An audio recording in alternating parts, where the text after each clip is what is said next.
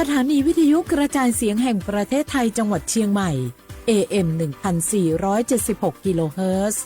สถานีวิทยุภาคภาษาชาติพันธุ์แห่งเดียวในประเทศไทยที่มีความทันสมัยเชื่อถือได้สร้างอัตลักษณ์กลุ่มชาติพันธุ์สู่สากล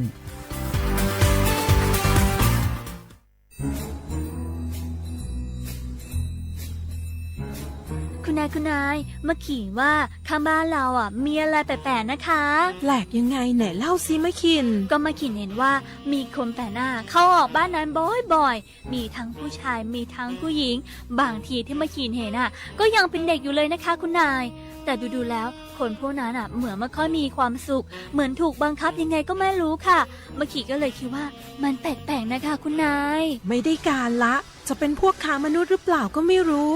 คงต้องแจ้งสายด่วน DSI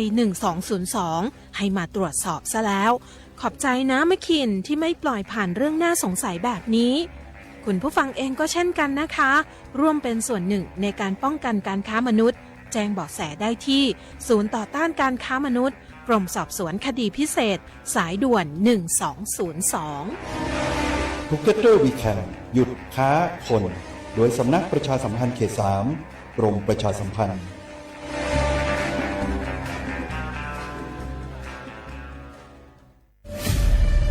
นี่คุณลูกสาวฉันเพิ่งเรียนจบอยากทำงานที่นี่คุณช่วยหน่อยสิต้องมาสอบตามระเบียบก่อนนะครับหากลูกสาวคุณสอบผ่านได้งานแน่ๆเลยอย่าว่างั้นนี้เลยนะฉันมีสินน้ำใจมาให้ด้วยคุณรับไว้สิหยุดพฤติกรรมทุจริตส่งผลเสียต่อตนเองสังคมและประเทศชาติคนไทยไม่ทนต่อการทุจริตด้วยความปรารถนาดีจากสำนักประชาสัมพันธ์เขต 3 กรมประชาสัมพันธ์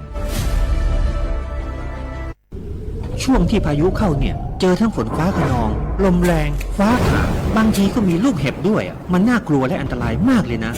ถ้าไม่อยากเสี่ยงโดนฟ้าผ่าก็ระวังอย่าไปอยู่บริเวณดาดฟ้าระเบียงหรือว่าที่โล่งแจ้งเช่นสระน้ำสนามกอล์ฟทุ่งนาแม้กระทั่งการใส่เครื่องประดับหรืออะไรที่เป็นสื่อนำไฟฟ้าเช่นเงินทองนาคทองแดงแต่ถ้าเป็นเครื่องใช้ไฟฟ้าก็ให้ถอดปลั๊กออกโทรศัพท์มือถือก็ต้องปิดไว้เพราะแบตเตอรี่มีส่วนผสมของโลหะก็เสี่ยงเหมือนกันระวังอย่าไปอยู่ใกล้ต้นไม้ป้ายโฆษณาหรือเสาไฟฟ้าเดี๋ยวจะโดนล้มทับเอาหรือถ้าอยู่ในบ้านต้องปิดประตูหน้าต่างให้มิดชิดป้องกันแรงลมพัดสิ่งของเข้ามาในบ้านอันตรายเสียหายหนักเข้าไปอีกรู้รับปรับตัวฟื้นเร็วทั่วอย่างยั่งยืนปรารถนาดีจากสำนักประชาสัมพันธ์เขต 3 กรมประชาสัมพันธ์รำวงย้อนยุคบัสโลบไล่แดนกรุงไทยเก๊กเขาก็มีแกก็ไปวัดของงานกินงานตานกันศีลผ้าป่าจะไปกับงอมดีก็เปลี่ยนป้าผุงใจอูจ๋าหอมม้อยสามภาษาไว้เก่ายังเฮาจะง่อมจะเหงาได้จะได้ก็ว่าจะจวนกันไปเข้ากลุ่มชมรมสมาคมโรงเรียนผู้สูงอายุเพื่อพัฒนาตัวเก่าพัฒนาอาชีพก่อได้เปิงใจอันใดเนี่ยอันนั้นเลยเจ้าเพื่อส่งเสริมสุขภาพตึงกายตึงใจแบบช่ำๆกันไปเลยปลุกพลังให้ผู้สูงอายุเฮาสร้างความสามัคคีความหักสร้างคุณค่าสร้างความสุขและต้องง่มต้องเหงาอยู่บ้านครบเครื่องเรื่องสูงไว้ทำมงบัลลงจะงงขนาดเจ้าอีแม่ปรารถนาดีจากสำนักประชาสัมพันธ์เขต 3 กรมประชาสัมพันธ์มีความชุกถึงกายถึงใจนอไว้ลูน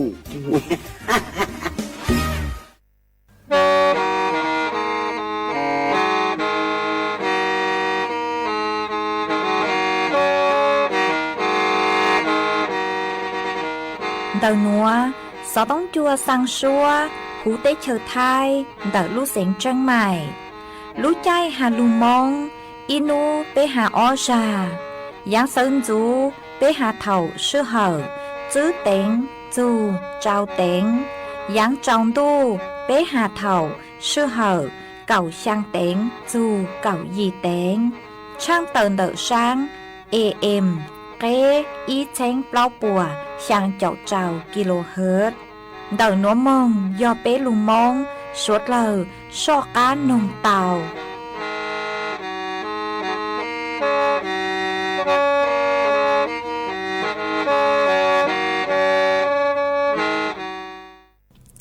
nhớ dùng ý trọng nạ dư cứ tin ninh chẳng suốt lờ đợi núa cú bao nhà sỉnh hàng dòng xa trọ cán chọn đủ số tông chua hà lù mông đợi lúc sỉnh tranh mày tuân dư ý trọng nạ dư cứ tin ninh chẳng suốt lờ quần đinh núa chỉ cú yết thói ý trọng nạ dư cứ tin ninh chẳng suốt lờ cứ mình gang lù sai ha gang lù nông nhớ cho hữu page Facebook mà thó của mày bánกดไลค์กดแชร์อีเล็งอีแชร์ปู้จัวเพจสวท AM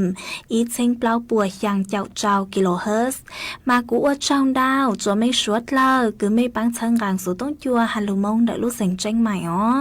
เอกูหวังฮัจยาชาฮาตา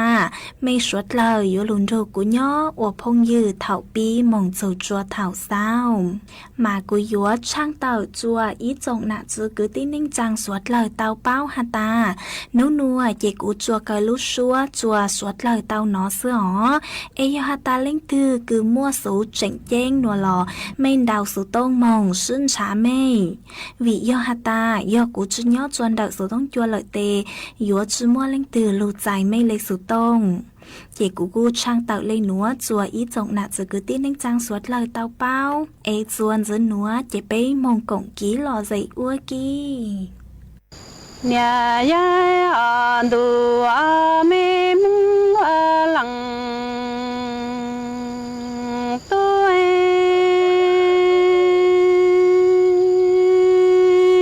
chỉ kia ư wa la gao wa đau nhon y đã chi tao e có tu mung la tua cho cô chia em mi gạo mong em tư qua là nhà đi xia lo đó lằng nhà lờ lằng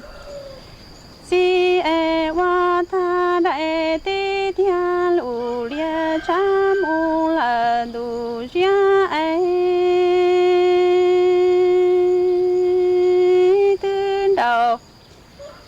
cho tao lặng tu cố chỉ chuyên cho là tuổi chỉ qua xe theo nhị chỉ bao cho tì ra từ tì du từ ấy trong tù trong nó nhị lon ha chụp xóa e lô mi đủ mù là tua ba hoa nia ai mi gạo măng mi mù đào ba xóa tù trong tan chỉ có li yan tù ba thơ y hoa gạo đầu xí xí lô e mi gạo măng mi mù bơ kia lăng tu li có lu xuân thia e nha có ba chữ là có cha e cả tu là tuổi ta kỳ nó mi gạo sư thiệt li qua nhủ nhẹ cho lăng tu li có chế tờ trong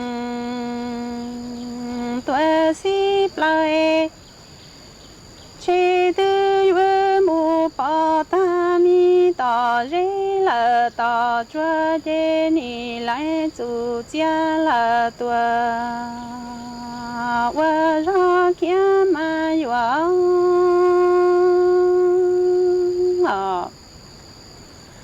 nhà ya du a me mung a lang tu a mung a tu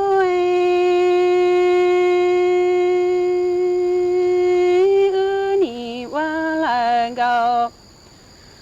wa đau nhớ chỉ tao tia e ni tu tia chỉ kia li nu trong thế là tua ba thao cả tao cho cú nhà lăng sai nó mu là tua tu mong tho ấy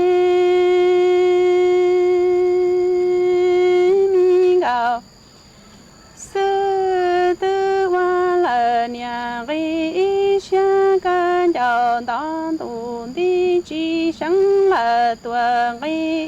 lo tiếng em sau xa lờ ru do lo đó cố lòng nhà lòng chi e qua thả nhà tí tia lù lia lờ tua bên ta to e mi ngờ sớm lòng mi xa tư tu lờ tua chi choan yo ra tư lờ tua tí chú tư tia e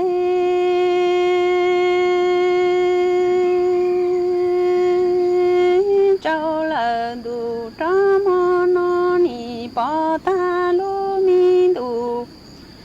chê lo na trâu cha lờ dù gió e nì bỏ ta tu mi bà hoa y chê đó lờ đề lư bỏ e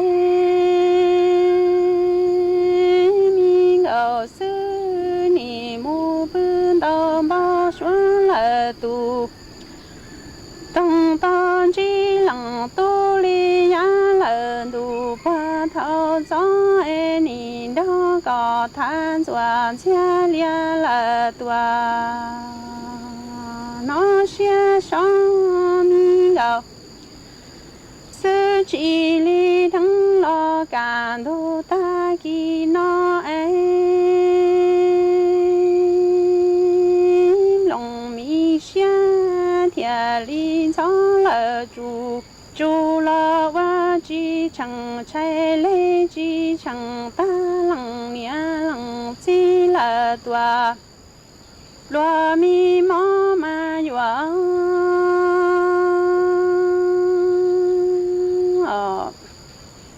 nhà ya du tây mi mong hoa lặng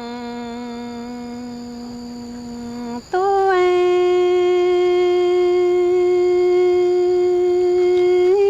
ni hoa là gạo hoa đâu ý sao đó là điện ta mi gạo mong chỉ ta mu hoa là gạo nhà tu ta sa mi gạo hung tư hoa là nhà ý xa cho kia cái gạo đo mi cho lá lo nì lo hoa gạo ca lia thọ lặng nhà thiên lặng si nhớ cho là gì nó e tư chỉ cho là có chỉ nung ca e trong tù mà nó bao xuống ba là có ta e cú nhà lặng sai chế cho mua lặng tu cho lu mi chỉ là đà loa e ni cho mu cho có lu mi bà plu là tua tha loa nhá e ni mong du cho lòng xia mi là lòng chư cho để cô la lo có thiên cô ni chi ya sang nang lo sang cha e mi gạo mong chê ho cha đón đón tới xia trâu lời có ca e xê lặng tu bờ nó cha ma yuа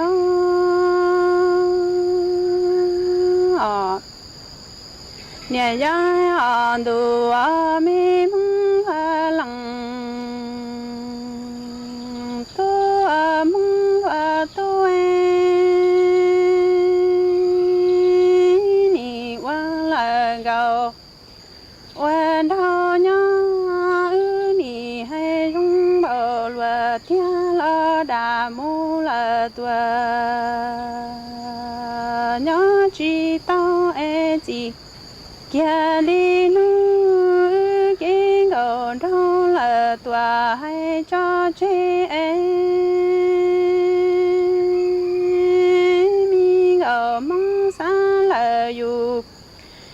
như tiền ni chữ sĩ đó gò lo qua gò đâu ý cho đó là địa tây là mi gò mong mi mu gia chi nhỏ là gò nhà ta cha yo nữ sĩ ấy mi gò sư tư qua là nhà ý xia cho kinh cầu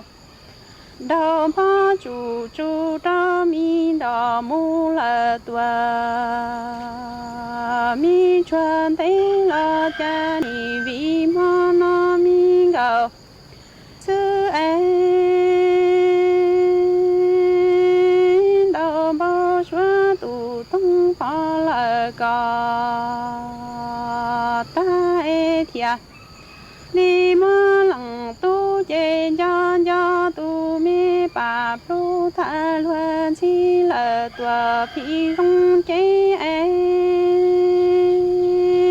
mi cầu sư chế nó mong lòng nghe xuyên dù là dù cho tan đoa mơ cũng ngày mu là tua lại lăng chế lo có ni chi ha cô mi chẳng thì là tua là chẳng giàu e cô nhà lăng sai ha rung trà đau đau tới nung là có bé chế ni đầu ta lô mu là sang ở在有么 HIV 么 A 了所不所说故有啦，ngày kho rồi有bảo địa mua cả mỏ sư, cô mù thọ kể sát lan đã cử chua, thia quân trả sai sai bố mua tụ cả mỏ HIV, giả chỉ đang ngày qua, cho mù qua hậu chế kho mỏ trời, dù xịt thí bạch thong sư, cử chua thia lì yuan thia kể ba kho tụ cả mỏ thia mỏ chua trờiอยู่lò tê ca mỏไขมันในเลือดสูงไวรัสตับอักเสบบีเทียตูกามอวัณโรคเตอรีคือชั่วต่อกัวหล่อนูนสีตอนเดอสปสชเบอร์สตงยออีเป๊ะเป๊ะศูนย์สปสชเขตเชียงใหม่ยอศูนย์จีเป๊ะอยีจีเป๊ะจีจีตัวนอหลักถึงมวลเบอร์สตงเตาจอถูกหล่อเย้งยออีเตาศูนย์ศูนย์เทียจอมัวมอลือเฮายออีเป๊ะอเป๊ะส่วนซื้อหนัวเจกุยมวยอีร่างโลเป้าคือหาโจเก่าอ้ออาการมอเต้าเฮาย่อตาเล่งจุนซื้อมาอยู่จุเต้ามุงชาเจ้ากุดชั่วปัวหอย้อจนดักนายแพทย์ประชากัญญาประสิทธิ์ย่อแพทย์เฉพาะทางด้านศัลยกรรมประสาทย้อจนดักลูกเจกังเดาโรงเรียนเชียงใหม่รำประบริรักษ์เต่าตักต้วนทัวเต่าโจโหเฟซบุ๊กฮาตาย่อเล่งตือคือมั่วจออาการเก่าอ้ออาการหนัวหมายยจุเต้ามงชาเจ้ากุดชั่วปัวตรวจร่างกายทางระบบประสาทหมายย่อหาตันซื้อหาตามั่วความผิดปกติเจจอกุดชั่วปัวหยัวอัว CT สแกน 5 MRI เอสลินชาเตาตูกังมอกืนย่อจะหูยูลุจีหนอมาเก่าอ้ออาการคือมั่วย่อเจ้าลิงหัวอีย่อนงทรงอย่างเลยคือจะเลยมอเต้าหาวเหงต่างส่วนเดออ้อย่อมอเต้าหาวช่างเปล่าย่อจะหูยูลุเน่งไปย่อมอเท่าราหาน้องยองดาวกลัวเลยจื้อเจ้าหยงจ่อชาวเลาเปล่าย่อมั่วประวัติคือฮาตาเตาใจจ่อกังมอมะเร็งแคนเซอร์HIV SLE ห้าเตาใจสุดเท่งสุโรจวนดักอยู่ลูกตาเฮาจื้อยอมมั่วประวัติฮาตาเตาใจจอดชั่วการแข็งตัวของเลือดจอชั่วยาต้านเกล็ดเลือดหนอเจ้ายอนนงทรงอย่างไรคืออยู่ลูกจีเพ่งจื้อมั่วโซเพ่งเจ้ายาวหลอดสุยอฮาโลจื้อถั่วเม่งฮาโลจื้อรงเลยกูเหล่าลูกขอมัวจื้อถั่วปุกี้ จื้อตั้งเลยหนัวซื้อหาเจ็กมั่วเจาะอาการคือยอดชักคือฝวดเช่งฮะหนัวช่างยอดเพ่งนงทรงอย่างไรคือหม้อเต้าเฮาเหงเหงย้อจัวอ้อจูไปลุลีเปียยี่ยอดนงทรงอย่างไรคือเพ่งสังดัวห้าจะเลยกุอีจีหลอดสุยอมอมอนเดาหยุดจ้องก้าเดาใช้เตะใช้กเตาจั่วยอดนงทรงอย่างไรคือเท่าคืออยู่เพ่งหลงเป๋าอยู่จอกี่ย่อหลอดสุยอก็ย่อก็เจอก็อยู่เสาคอนโซหลอดสุยอก็อยู่ตีจีเต้หนัวมาอยู่อวดจัวหนึ่งมอนเดาหลวกกูฮาเก่าย้อนจื้อฮาตาเตาใจกี่คูมอเดาจอ OPD หลอดสุยอเดาลูกใจคูมอหรือขอเชิญตั้งสื่อมาหาจิงจื้อจงเก่าอี้ย่อฮาตาวัดความดันจอค่าความดัน1 ดาวตัวเลอีปัวชังเจ้า mmHg เก่าอ้อยอนซื้อฮาตาอยู่เพ่งมัวกินโซชาย้อจนดอกอยู่ตุเข่งห้าเพ่งมัวอาการสับสนมาเหยจุเตามุนชาจอคือชั่วปัวใช่อ๋อวิย่อฮาตาจออาการคือกูหาตั้งชอลุนหัวย่อฮาตาเล่งถึงมัวจื้อมุนจื้อจอคือชั่วมัวเป็นสื่อคือยุอวดจัวปวดจูชาเตาจื้อตังเล่นเด้อเก่งเล่งมัวเป็นสื่อคือยุอวดจัวเนื้อพิการเตาห้าอ๋อยายกูจัวมัวร่างลูเป้าหนัวจะลูถังคาจัวไปสวดเลยเตาเป้าเลยหนัวซื้อจวนจื้อหนัวเจไปจอกกลางมงกงกีรอใส่อัวกี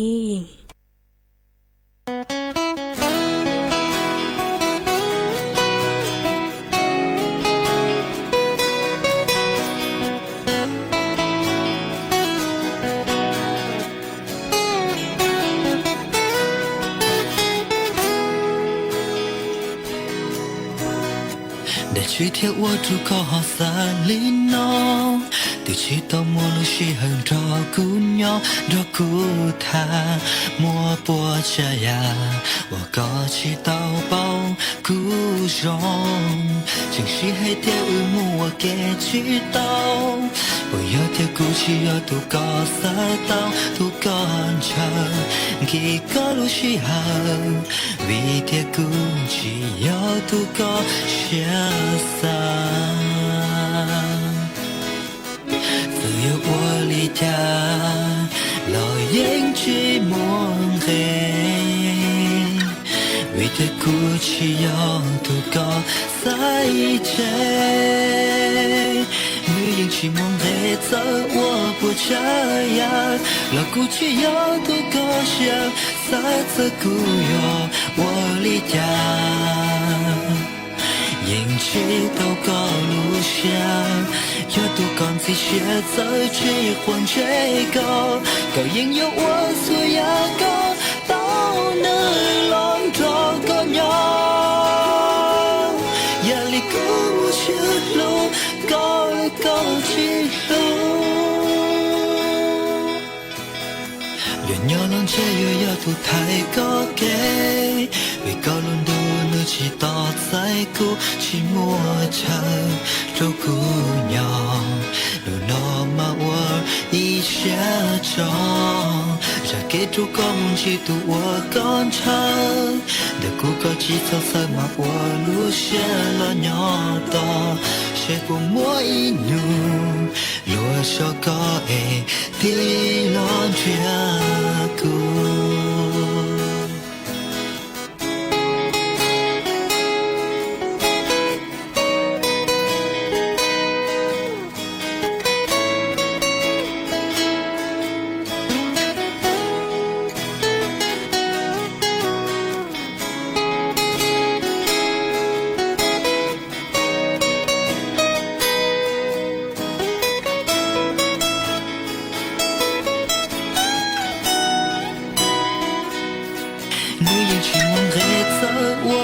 这样，老古去要多高兴，三次古约我离家，引起到高路上，要多讲这些在追还追高，高引诱我所要高，到那浪着高鸟，压力高我学路高，要多讲这些在追。这个，可因有我所要个，到那乱着个鸟，夜里孤木雪路，高里高起路。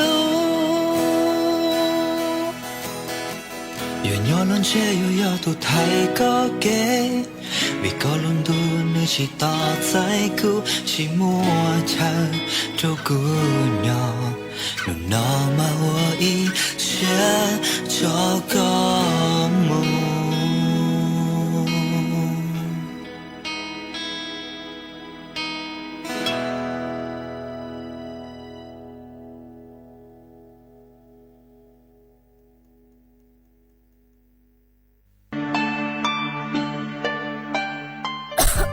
đâu nữa phốt chua chư rong lê gió băng phốt á ôn PM 2.5 đào hẹn qua băng chư tàu lê do cơ lo mà do bé chỉnh chia rong lê nữa gió ua chua mua tiếng mèn chua suốt lờ há gió tú chẳng tế thờ lú chế tàu chư tăng lên đỡ sẽ đi kịp chư rong ha e bé gió sư băng lờ tiếng mèn lấy chàng dông dông gì sư lù bí chuan đầu YouTube khenชอดเหลาเต็มล่องครัวเต้ขยะลูดล้องเป๋าเก๋อวล่าอวเต้ชอดเหลาลูซื้อเก๋ไถ่เผาเต้มัวเต็มล่องครัวลูอวจีเจ้าลูซื้อปังตีไถ่สัวเตอยอปูมัวเก๋เหลาหาจัวจอหนูจื้อเจ้าหน้าที่มองซื้อปังตัวหาซื้อปังจอชงตรงอวกัวปัวจัวซงเจจอตู้ช่างเต้เธอยัวตัวช่างจ้องกลัวปูdo suốt lao sư bán lấy nữa phốt chua gian dụa dòng tua do cơ lưu sư bán ua của phốt chua dòng chua nền thái há cho tú chẳng tế chờ kế thâu chu luôn tờ สำนักประชาสัมพันธ์เขตแป้กรมประชาสัมพันธ์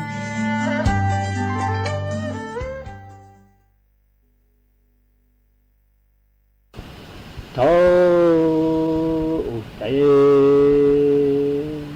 ที่เก่งฝอยย่อติดตัวหนึ่งเขาอุลุนตูรูตีและติดตัวหนึ่งแต่ยังเราตูเตินเตาตูเตินองก็อ่อนเจ้าเองเขาอุหมอเอาตูตุ้งไทยตูแต่หัวอย่างสังเปะหัวตุ้งไทยแต่หัวยังทางเจาะเองở tụi một cận tới miếng của mình cận tới ok tới ở tụi sự nhạc sự lưu tới ở tụi cỡ ở tụi lưu tới ở tụi ổn trâu tới ở tụi sự lưu tới mỗi chọn tới dạng sang bị tại những thằng trọ em một cận tới rồi bị suốt tê á tới hiện thang trọ tại giang sang bể cú sáng chủ con mong qua giờ cú nặng chỉ khén để nhà cú chỉ to mong em còn mong nó là còn mong cỡ cú nhỏ còn mong cỡ ở bên nữa còn chỗ lụi để giang sang bể lợi lô mong cỡ tới rồi bị suốt tê thì hiện thang trọ nhỏ để hiện thang trọ dùng vô giang sang bể để nhỏ chỉ to của đây lên lại hả ta còn sáng mong chạy cha cô mong lá số lộ tổ của khơi công mà cọ luôn khơi chuẩn để luôn trồng luôn cọ khó tụ chạy cọ lên mong trái dạng sang bể nữa đây lên lại giá tụ số lộ tổ mò của khơi công mà yên thang trọ luôn khơi on bị kê chuẩn để luôn cọ khó tụ đây yên thang trọจะเลยผีรังปีกาว่าเราอีตัวหลัวใจมองช้าอย่างสังเปโลเนี่ยมองตัวไปสวยเตเนี่ยมองช้าตัวอย่างสังเปใจอย่างสังเปหาจานเบอร์ก็ตัวล้อเนี่ยแต่กูตัวเบอร์ไอ้ก็ยาลิงตัวก็ไอ้ตัวช้ากูแต่ยังทางเจาะหาจานกูตัวยาก็ตุ่มเบอร์นี้กูตัวถ้าก่อยกูยอดตัวถูกก็เกิดได้โอเคแต่ยังสังเปจืดเป่าลูยังสังเปจืดเป่าแต่เอาตัวมองเงาโอเคหนาวโอเคปูโอเคมองเกิดได้โอเค tế một cự tàu y sông tây cho lăng tuổi gió dân thăng trọ tây gió tuổi gió hú chế tây lần nã mùa ở luôn chị tây dân thăng trọ luôn mi luôn tuổi tây dân thăng trọ nhau từ tàu tây dân thăng trọ gió chó luôn chế tây dân thăng trọ hạ ta bờ im một chế ở tây gia sang bị tạm bỡ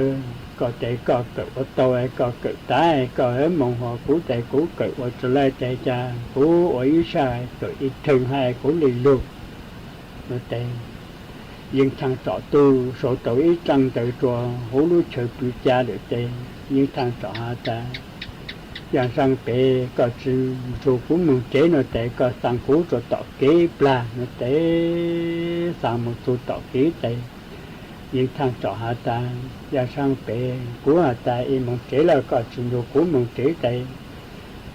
bữa có nhau của mong mỗi nuôi có lùa chỉ phụ cũ lại nói tây có sáng chủ là có sáng chủ chúa nó tế gia sang bể ở dân thằng trọ trà lê lưu lệ chạy yang sang bị sáng chạy chó một tụ tọ tiến tới chạy một hạt tụ sứ phư là ta sứ phư chàng cũ sang cũ tụ phun một tụ tọ kỹ nó na nhị hạt cũ là ta bờ cũ ta in một kỹ là có chữ mong tên có nhỏ mỗi in nuôi có lưu tụ chỉ phụ cũ nó là có sáng tụ có sang chủ chúa nó ní nó tế tụ cũ là ta mê mà cú say tặng chữ là cú say bộ đi chàng là mê mà giờ ở tụ lòng câu rồi trâu chàng mê phèn ta mê giờ ăn bầu giờ phun xin nó mà cú mê bùi trâu rồi cú nhà mua ở luôn chỉ chơi tơ rồi mê ở luôn cổ cho là tặng chữ là chỉ chơi chuyện số đây cú sáng chữ ta cú sáng ta nhà giờ phun cả ta nó có cú say bộ đi chàng mà mê mà giờ ở tụ lòng câu rồi trâu ná như thế yang sang bể đi sáng sinh tụ tệ yang sang bể đó lưu chơi bị cả tọ lưu chơi bị nà giá chơi tàu y trăng đầu tệ yang sang bể mua nhện nó na hà ta có chỉ tàu của tụ giờ dân thăng trọ của tuần dùng chủ cờ có tuần cận tới lại của dùng chủ cờ của giữa tuần thái cờ của nạn mùa ở luôn chỉ lệ giá lúa mùa ở khâu công mùa của ở luôn ní chui tuần đã luôn có khó chủ cha của tuần chủ cờ nhau chủ tá nó của cờ chỉ tàu của nhà giàu của nạn mùa ở luôn chỉ lệ chỉ lại của luôn ní lưu tổ lại của tầng có mùa của nhau chỉ tàu của xã dân mùa chế thì của tại in mong chế là có truyền thống của mong tại mong in nuôi có lúa do của nhau nó tại cha của chỉ phụ của nó tại có san chỗ của nó tại trăng tới hạ liền nó tại giang sang bị chỉ sa tại giang sang bị số bị do tiền nhân tông tới tại cha chứ giờ khâu giờ chùa luôn lấy dân thang tại lúa chỗ bên nông lúa tổ chế tại bởi sự lòng tụ tổ mò yếu tụ chế chạy rồi ta nà dân thang trọ nhau chế chỉ nhau nè tại giang sang bể nà ta đồ nì giang sang bể ở trang dân thang trọ tụ tuần rồi còn cận tới tụ tăng nữa là còn sự bao lệ ló tụ lụa tụ mò yếu lại có tụ nòng cả hồ chế tăng lại nè nó tại ở giang sang bể chỉ xa luôn chỉ tay cha lê to lệ tay ô mà cha muốn lao cho bé tôi nãy kế lô tay cho làm ở trong ta em mà ô nãy cứ mà chẳng sới kế em ô cho những thằng trọ lô tôi bé kế tay cha giang sang bể ô mà lao cho bé kế tay những thằng trọ hai ta mì mò của tôi hơn rồi luôn thằng phò của say im mò say còn đi trang lợi để bỏ chữ khánh phò bỏ ta lo tu mua lò rồi để phò chữ nhỏ phò chữ đầu để những thằng trọ thế ta bị chữ phò cũng say để cũng chữ rồi mình muốn ổn định lên cũng muốn là cũng chữ ổn định lên rồi để bỏ chữ hệ ở trang để bỏ mua phò bị lò rồi những thằng trọ say để chả yang sang bể tôi chỉ lưu lời nhỏ có bảo tế nhưng thằng trọ chả lên mong bùn cho chủ hú yang sang bể lệ lô tế bố chẳng lê chẳng là chỉ sở ngô lê chẳng là chỉ sở tế chỉ tế tuần lòng rồi yang sang bể ô ý khó lệ tế bố xây bộ lê chẳng làตัวlệ tế chả lê mua chỉ tế bố mua phổ bị cả ôตัวkhó chủ tế bộ chó lù hà chỗ nặng cứ nì trang ta ở tù họ tệ ở lì họ lệ tệ nặng cứ nì trang ta ở tù tệ nha yên là giàu ôn cầu ôn trâu ấy sự mí dầu dầu nha ở tù tại vùng họ tệ cha lý lù cha như tôi như ôi khoi mình mong mẹ biết chứ cả mẹ lý lù nó tệ bộ lực chỉ lù tệ nhỏ nhỏ ở bên lù tệ mọi tù số thấy số cậu của mong chán nào lù tù hắn tệ tệ lù bự dây cho ở tù luôn sang tệ cha ít tăng mà na ở tù nhị sở lù hà lù hà ta in sát in sinh sát đầu tệ ra nói in sự đầu lại tệ mong ổn định ở nhà giờ luật chính trái nó tệ kì luật sáng trái tệ dối giờ luật trâu chuyện này trâu nhiều hái trâu trà chúa trâu chuyện này trâu nhiều hái chúa chùa trông chùa hàng mấy tàu ao tàu trâu nó tệ lên trái tàu hồi giờ luật chửi là họ tệ luật chuyện đến trái tàu li lo họ nó tệ chủ số cổ của nó chân thì nó tệ luôn ba hà rồi gì rồi nó tăng tiền của liền mong nụ chủ số cổ của nãy giờ như hai tay như nó liền họ có tại tiền vấn đề trang chỉ xa tệ ở tụ có tăng tàu họ hà lịch sự mong trái xây nó tệ tự bình em tổ trâu lẩu khơi trâu trà chúa trâu chuyển đầy trâu nhiều hái y tàu trâu trâu tăng chùa trung chùa hàng tề chữ phụ lang chữ phụ ao luôn nè cây dây khen nhau ở bờ tề bùa ta chẳng là ao thứ này nó luôn chữ mỗi y lang chữ ở thông nó tề ở tổ có lang tàu cho hai nhà một ao luôn nè cây dây nó là tề chỉ mới cho luôn khơi cha là chữ rong lang chữ tề mua bỏ tiền ra nè ban rằng bộ chơi luôn nó tề bộ một bảo vệ ra nè ban rằng để chuyện một tua tàu ở tuần rồi xong sửa xa không khâu lên rồi nông tại nhà trở y sang món đồ tại ở luôn chỉ được sự khẩu tại bộ chỉ tại bộ tại ở tụ quạt lăng tàu hết rồi hai giòn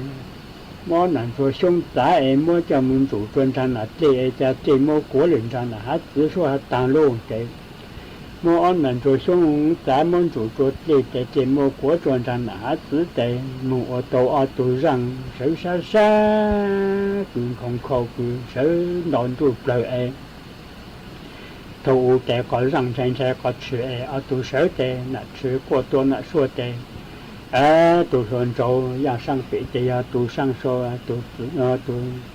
ở trong cổ để tàu sang chế em sự của tệ tụ hồn số tệ thành tính là lo tụ sang số được tệ tự chỉ tụ đó càng lù tệ nhau liền họ như nói tệ ở tụ rằng họ tệ tụ nã tệ rằng trong là tụ sang số rằng trong chùa trong gì làng tụ sang hú tụ tử tệ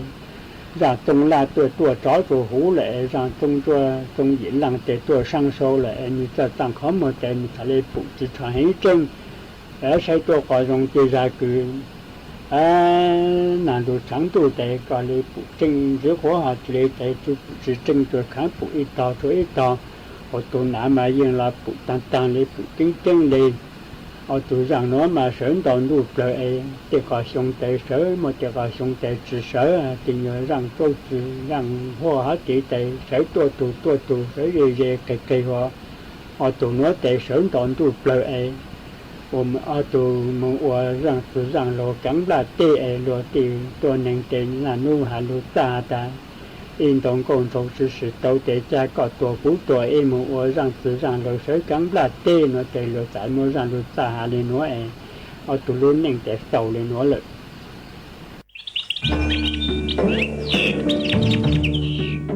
lũ xén tranh mày thó kế công tê suốt lờ chó lỡ lù sư bán chùa tí thái bán phua á ồn há chó phua chùa cử chư rong luôn tờ kế lỡ sư lê lỡ há rong lỡ lông khua lỡ la lỡ tê vì do chó nụ chứ bố mua ma trà càn chứ bố của mua kế lỡ chứ nụ tỷ y lũ y lìn đô xong ó chênh chứ bùa trao chào gì mong chú nụ tỷ cầu chứ lũ chứ lìn đô xong ó chênh chứ bùa trao chào gì nữa do lên tư cứ dúa lỡ dúa chủ tàu lงทะเบียนท้อเก๊เค้งลุนเต่าจ้อหนูจื้อปัวผ่านระบบไฟดีอวนเด้ยอเล่งตือจื้อนงลูเจ๋งเหลายัวมั่วลูจื้อเจ้าเก่าห้ามบลัวจื้อเท่าเลนเต่าอ้อเช้งจื้อปวนบ่าเราชื่อเต้เท่ากู้ยัวเก่าห้ามบลัวตื้อชื่อลูเสียงจังใหม่เช่าเก๋ซื้อเทคโนโลยีลูกปั้นจั่วจวนเต่าเต้ขยะฮะเต็มลงครัวลูตีไทยจื้อปูกว่ามั่วเก๋เหลามึงจวนจื้อยังตอนเด้ฮะจื้อตังเลนเต่ายัวอัวจัวมั่วจ่อฟัวจัวรองมึงตังอีทียอปู่ฮาตามั่วเล่งตือคือเงียเหลามั่วเป็นสื่อก่อเตาจนเต่าจ้อหนูจื้อจัวตุมเบอร์สุต้องศูนย์จื้อเปอีอยี่ศูนย์ยี่รอชื่ออีจัวอีเต่าชัวรู้ชื่อเหอเน่งกับเล้าชั่วโมง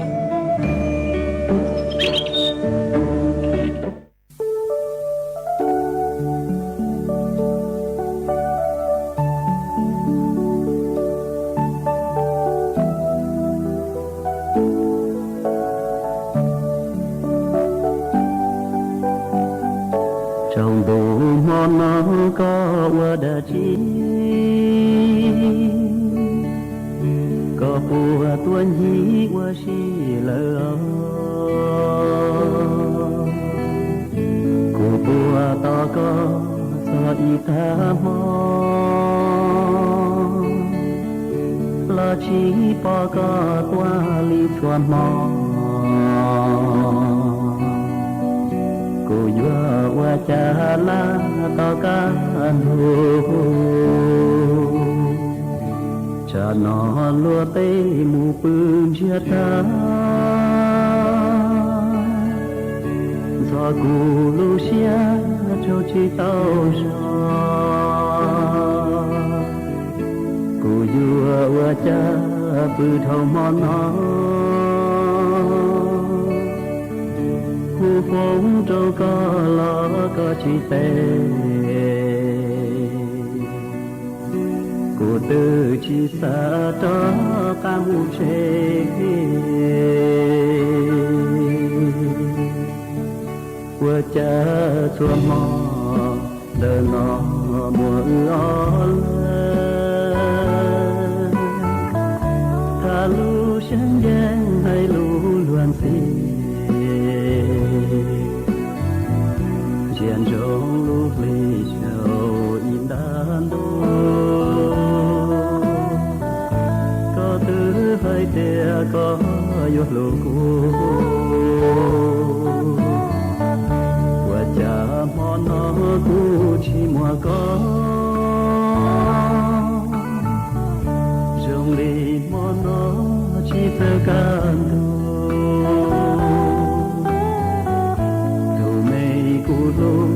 còn cho thứ nhau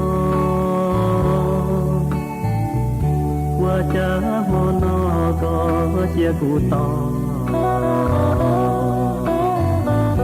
để có của bao tia cũng cho có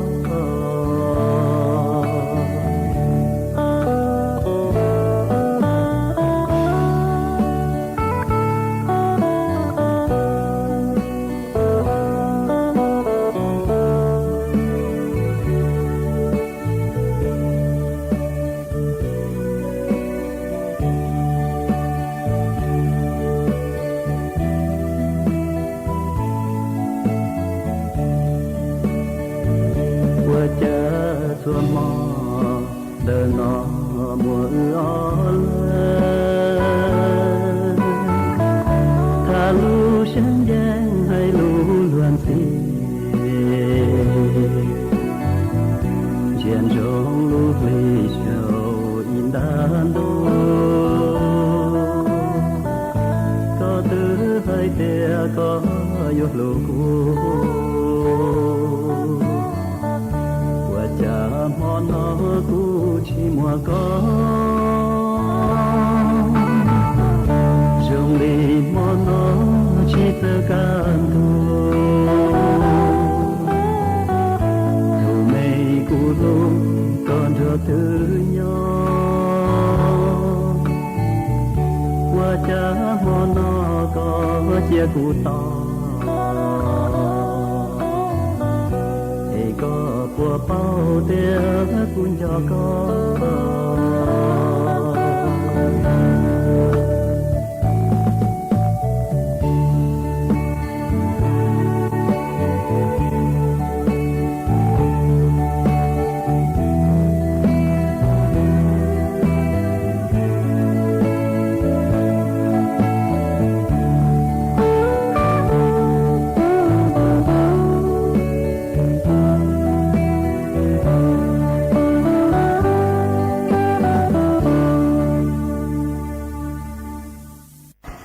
ni cha tan ô thành gò sinh gò cha chú nói đi này tu ha sẽ là dù về ta gò sẽ ta nó lu tê lu chớ nhỏ tổ chi trò tê tí này tu kế chi kế chờ nhà yo mò lô cha tí này tu ha sẽ là dù về ta gò sẽ lu tê lu chờ nhà tổ chi tao tí này tu kế chi kế chờ tê chi tê là tổ mò chờ nhớ tổ ốt lâu cha chú nói đi này tu ta gò sẽ ta nó đi này tu xa tu là tu mà ở số nhỏ là lô số cha ta tu chỉ ở số là tên trái xuống ở tí là nhiều ta tu là tu chỉ tu là cha tí này tu chỉ gặp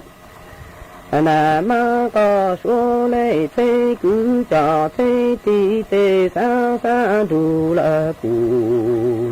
mà giờ số nhỏ là tu mà giờ số nhỏ tổ tu chỉ lu lô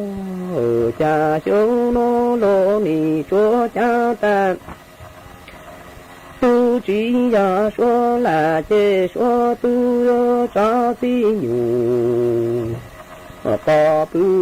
nhỏ lại tu chỉ giờ nơi cha tí này tu xa tu là tu mà giờ số nhỏ là tu chỉ giờ tu mà giờ số này thế cứ cho thế thì thế tu mà giờ số lu tổ chỉ cờ lô cha tí này tu ni chỉ tê tổ chờ mong dễ lu lần gò ra tiếng gò ra lên cổ tổ mong có na em yo mong dễ lu gò tê tiếng gò tê tu yo cổ tổ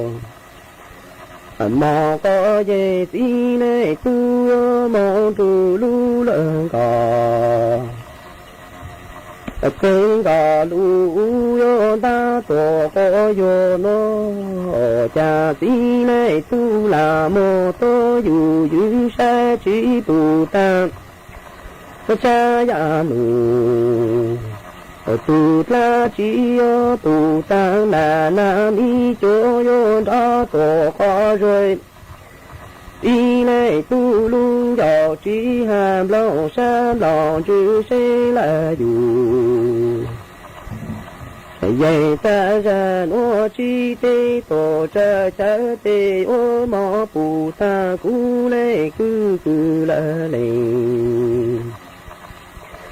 ti nó là y vô cô tí này tu trẻ du du ta cha tê cả tổ trọng tu la lệ sa dây tổ tỏ dư nhớ tỏ ca nô yo cổ tí lệ tu lòng xem lòng dư nhớ lại tổ có thơ lơ cha tí lệ tu chi tê tổ cha chơi trái yo dây nu gòn cha tình gòn cha yo cổ tổ mò có na yo dây nu gò tê tê gà tê tu yo gò tổ mò có dây tí này tu yo du lu lợn gò tê gò lu ta yu chi ta dây dây yo ta lợ tổ mò có là tí này tu là mò tô yu yu sa chi tu ta sa ya nu tu la chuyện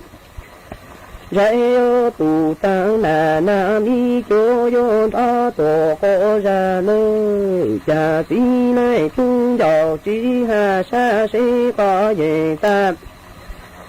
trong nó chi tê tổ cha cha tê cú yo mò tu tăng lệ cú la lệ chi lông là y ra cô đi này tu trẻ du du ta cha tê tổ trọng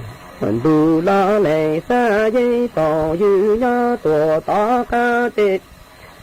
tu lòng sa cứ là đồng dư tu yo tại tổ có là nơi cha tí lệ tu nì chi tê tổ cha cha yo mò tu la tu mang ya số tê chi tu ta cha ya nu tu la chi yo tu ta tu mang ya số tu lệ di kho chú lư con la tổ si dư tí này tu trẻ xây là dù phải về ta chỉ ca chi tê tổ cha cha yo lu tu la ti nó có trẻ ơ du du tê ca tê ca tổ trọng tu ấy lệ sa dây tỏ dư nhớ tỏ ca tê dạy tu chỉ bù ca yo mẫu hà ca lệ từ nơi cha xin lệ tu chi tê tỏ cha cha yo mẫu tu la tu ma ya số tê chỉ bù ta cha ya nu tu la chỉ yo bù ta tu ma ya số tu la lệ gì ca chú yo lư con la tòa si lao e đi này tu sẽ ca về ta chỉ ca chỉ tê tổ cha cha yo lu tu la ti nó có trẻ du du ta pi ta tê ca tổ trọng tu la lệ sa dây tỏ dư nhá tổ ta ca tê tu chỉ bù ca ô mẫu hà ca lệ từ po tê ni cha yo chỉ là xây mô lu là xây quảng gạo tổ tu chỉ đôi đi lệ tu chỉ tê tổ cha cha ta ta cha ê ô mẫu tu la bù mang ya số ti sẽ yo mong nọ ca tổ na rong la tu yo mong ô lu nè sẽ dù có dê rong po ta tao nạt li nhá tổ ta mong po rong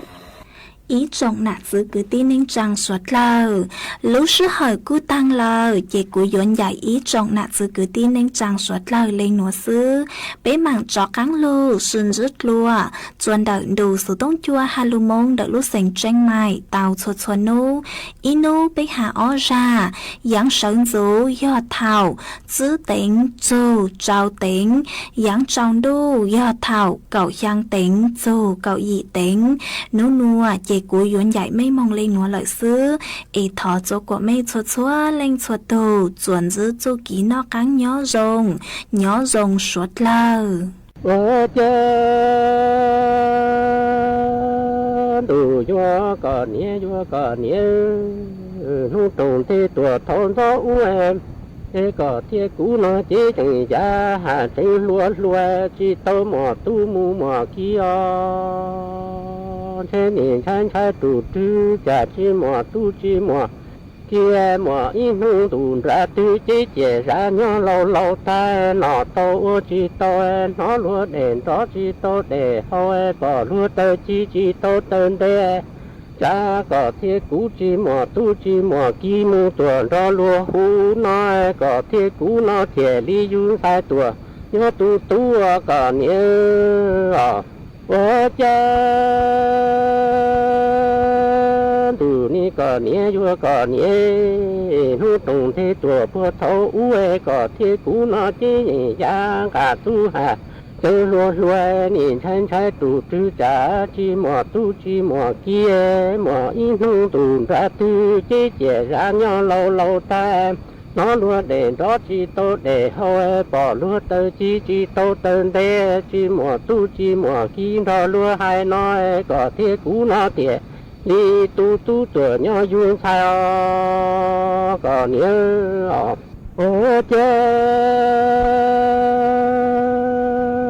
đủ vô cả nhé thế có thế cũ ê thế lý du tao tệ tu mu tệ sai hà chạy yo nhỉ sai đủ tư trả tệ tu tệ chi lo mò mình cái thiên cái chi lo múa tôn nọ nhỉ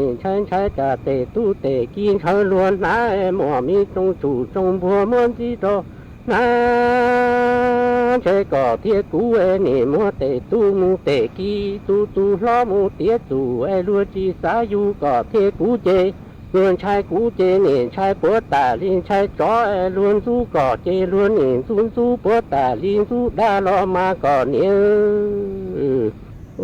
chơi đủ cho có nè có nè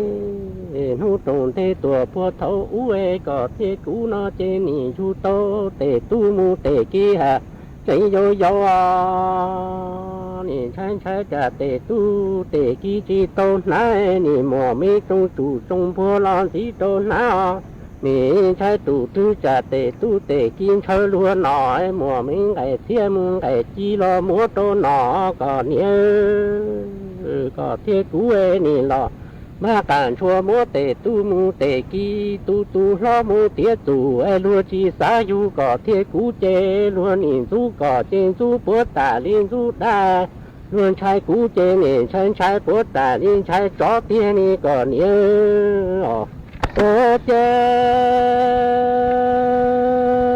đủ vô có nhớ nu trồng thế tuổi bữa thấu uế có thế cũ nó nỉ du tao tề tu mu tề kia hà chạy yo em chế tề tu tề kia chế nỉ nhóc cả trở được có luôn ra cổ có thế cũ nó chế nỉ mua tề tu mu tề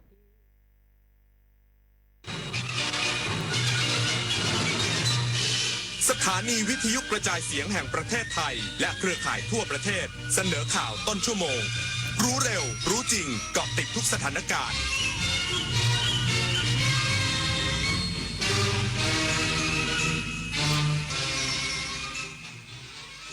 รับฟังข่าวต้นชั่วโมง 6 นาฬิกากับยุทธพรบานเย็นครับกรมพัฒนาฝีมือแรงงานร่วมลงนามกับวิทยาลัย South East บางกอกพัฒนาฝีมือแรงงานด้านโลจิสติกส์อีกสักครู่กลับมาติดตามรายละเอียดครับ ปีแห่งมหามงคลขอเชิญชวนคนไทยทั้งประเทศ ทำความดีบริจาคโลหิตในโครงการ70พรรษา70ล้านซีซีเฉลิมพระเกียรติสมเด็จพระกนิษฐาธิราชเจ้ากรมสมเด็จพระเทพรัตนราชสุดาสยามบรมราชกุมารีตลอดปี 2568 บริจาคครบ2 ครั้งจะได้รับพระผงหลวงปู่มั่นภูริทัตโตเป็นที่ระลึกดูรายละเอียดได้ที่ thaibloodcenter.redcross.or.th ศูนย์อำนวยการใหญ่จิตอาสาพระราชทานเชิญชวนเยาวชนและประชาชนผู้รักการถ่ายภาพส่งภาพถ่ายและคลิปวิดีโอสั้นจากโทรศัพท์มือถือหรือกล้องดิจิทัลเข้าประกวดชิงรางวัลในหัวข้อกิจกรรมจิตอาสาส่งผลงานได้ตั้งแต่บัดนี้ถึง31มีนาคม 2568สอบถามรายละเอียดได้ที่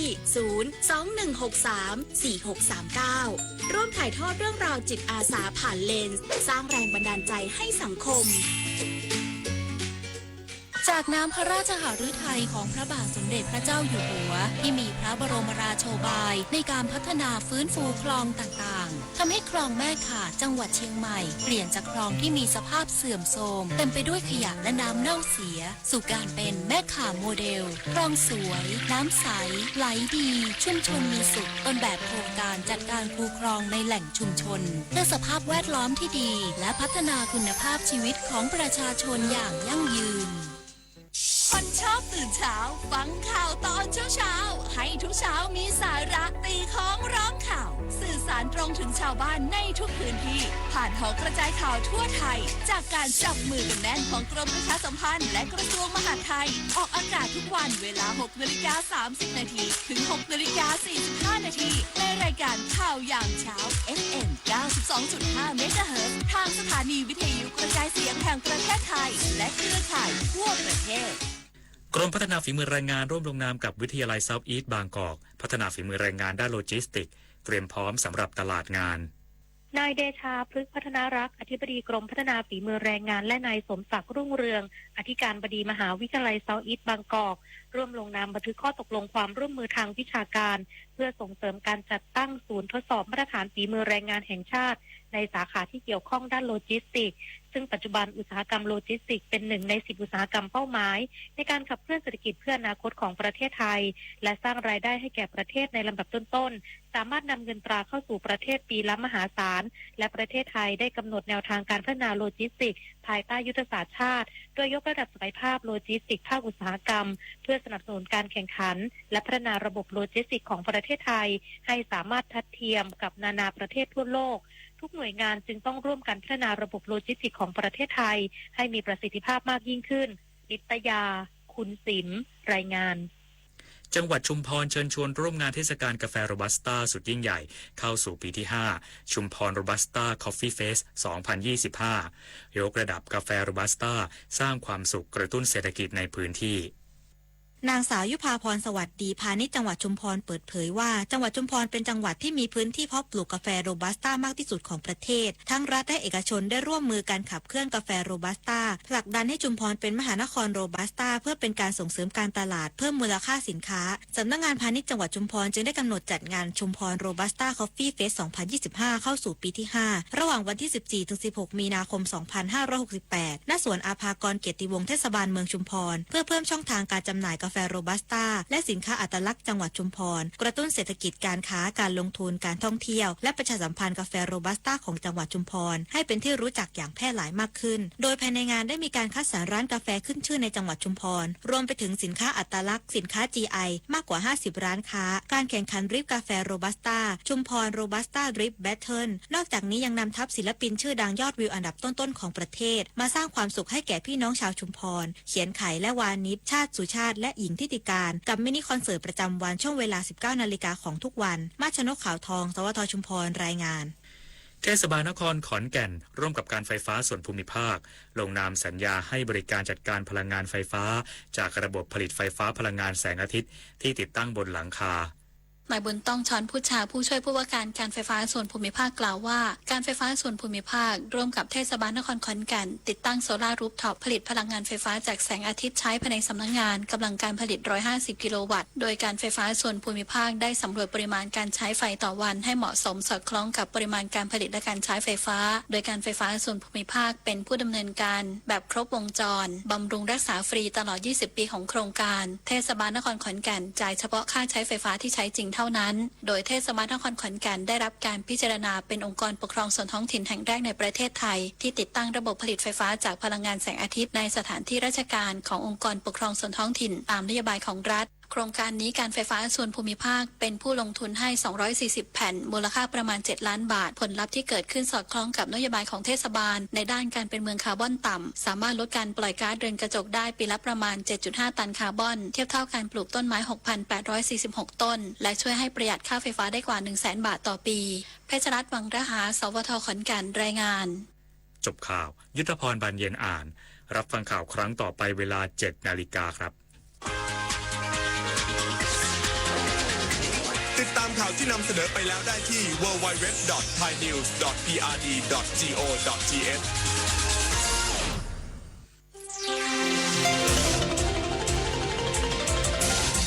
วิทยุแห่งประเทศไทยให้ความรู้คู่ความสุข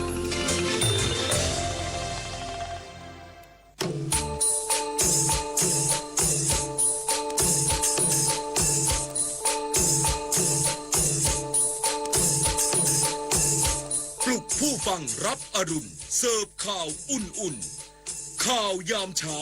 เข้าถึงประชาชนทุกวันเวลา 6 นาฬิกาถึง 7 นาฬิกาทางสถานีวิทยุกระจายเสียงแห่งประเทศไทย FM 92.5 เมกะเฮิรตซ์ AM 819 891 กิโลเฮิรตซ์สถานีวิทยุกระจายเสียงแห่งประเทศไทยในส่วนภูมิภาคพร้อมหอ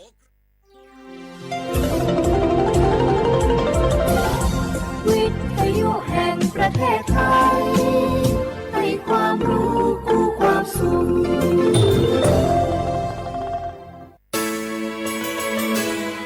สถานีวิทยุกระจายเสียงแห่งประเทศไทยจังหวัดเชียงใหม่ AM 1476 กิโลเฮิรตซ์สถานีวิทยุภาคภาษาชาติพันธุ์แห่งเดียวในประเทศไทยที่มีความทันสมัยเชื่อถือได้สร้างอัตลักษณ์กลุ่มชาติพันธุ์สู่สากล นี่รู้กันไหมสิทธิบัตรทองหรือบัตร30 บาทเป็นสิทธิหลักประกันสุขภาพตามกฎหมายที่ช่วยคุ้มครองคนไทยทุกคนให้เข้าถึงบริการสุขภาพที่จำเป็นโดยไม่ต้องเสียค่าใช้จ่ายเลยนะครอบคลุมทั้งการรักษาพยาบาลการป้องกันโรคการฟื้นฟูสมรรถภาพทางการแพทย์เรียกว่าช่วยให้คนไทยอุ่นใจกันเลยทีเดียวสอบถามเพิ่มเติมสายด่วนสปสช1330ทุกครั้งที่ใช้สิทธิบัตรทองหรือบัตร30 บาทอย่าลืมพกบัตรประชาชนเพื่อยืนยันการใช้สิทธิไม่ว่าจะไปรักษารับบริการป้องกันโรคหรือบริการอื่นๆสำหรับเด็กเล็กที่ยังไม่มีบัตรประชาชนใช้ใบเกิดแสดงคู่กับบัตรประชาชนของผู้ปกครองง่ายสะดวกรักษาได้ทันทีสอบถามเพิ่มเติมได้ที่สายด่วนสปสช1330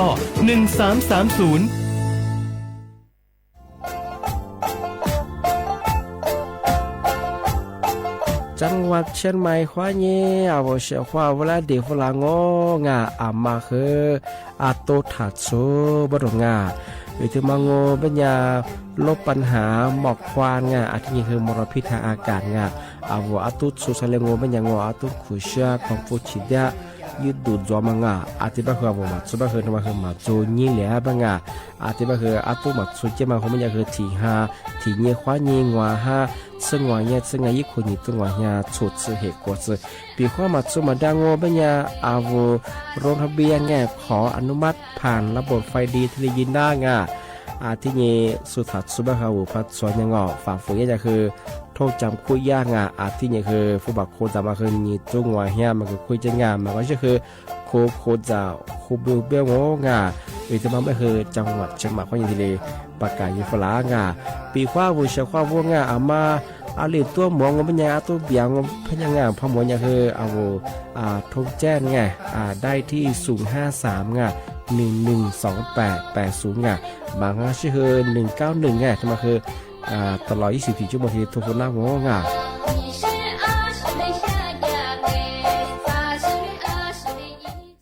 ปุกกี้ดูนี่สิข่าวรับสมัครไปทำงานต่างประเทศเห็นว่าจ่ายทั้งค่าตั๋วเครื่องบินให้ที่พักฟรีแถมมีโบนัสตั้ง5 เท่าของเงินเดือนมีเงินส่งให้ที่บ้านสบายเลยแต่เขาขอค่าดำเนินการเป็นแสนใช่ไหมแล้วก็ให้กรอกข้อมูลส่วนตัวแอดไลน์สแกน QR Code ด้วยรู้ได้ไงอ่ะกำลังจะโอนเงินไปพอดีเลยก็ตอนนี้นายหน้าเถื่อนกำลังระบาดหลอกไปทำงานต่างประเทศรายได้ดีมีสวัสดิการเลิศพี่สาวฉันโดนมากับตัวเสียเงินเป็นแสนแทนที่จะได้โกอินเตอร์โหแบบนี้ก็พังหมดสิขอบคุณนะที่เตือนเกือบไปแล้วไหมล่ะเราคิดให้ดีก่อนเชื่อเช็คให้ชัวร์ก่อนแชร์แยกแยะข่าวก่อนตกเป็นเหยื่อไม่เชื่อไม่รีบไม่โอนโดยสำนักประชาสัมพันธ์เขต 3 กรมประชาสัมพันธ์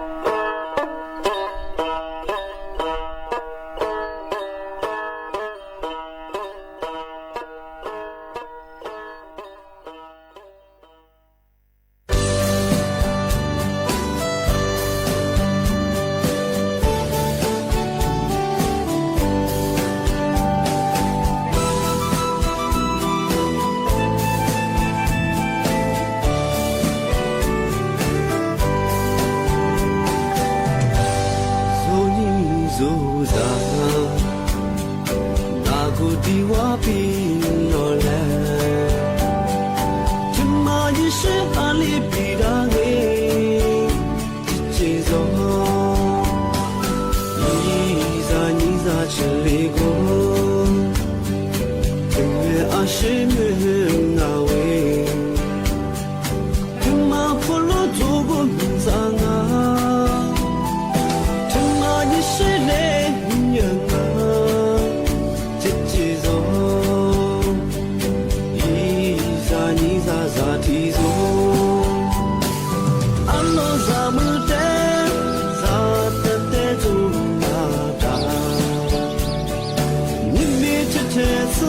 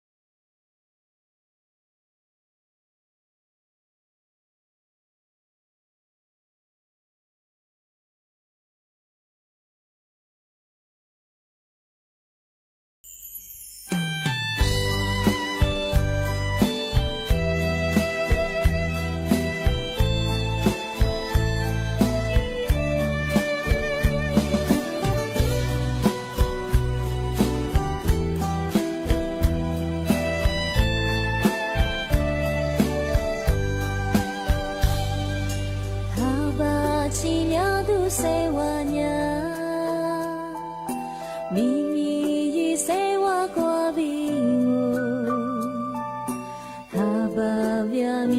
咪咪在路家路，我只若路在我路家，乌萨比扎马提亚瓜，路家四家路提若对嘞，一家路伢谁对巴扎咪，路谁里比我巴扎么？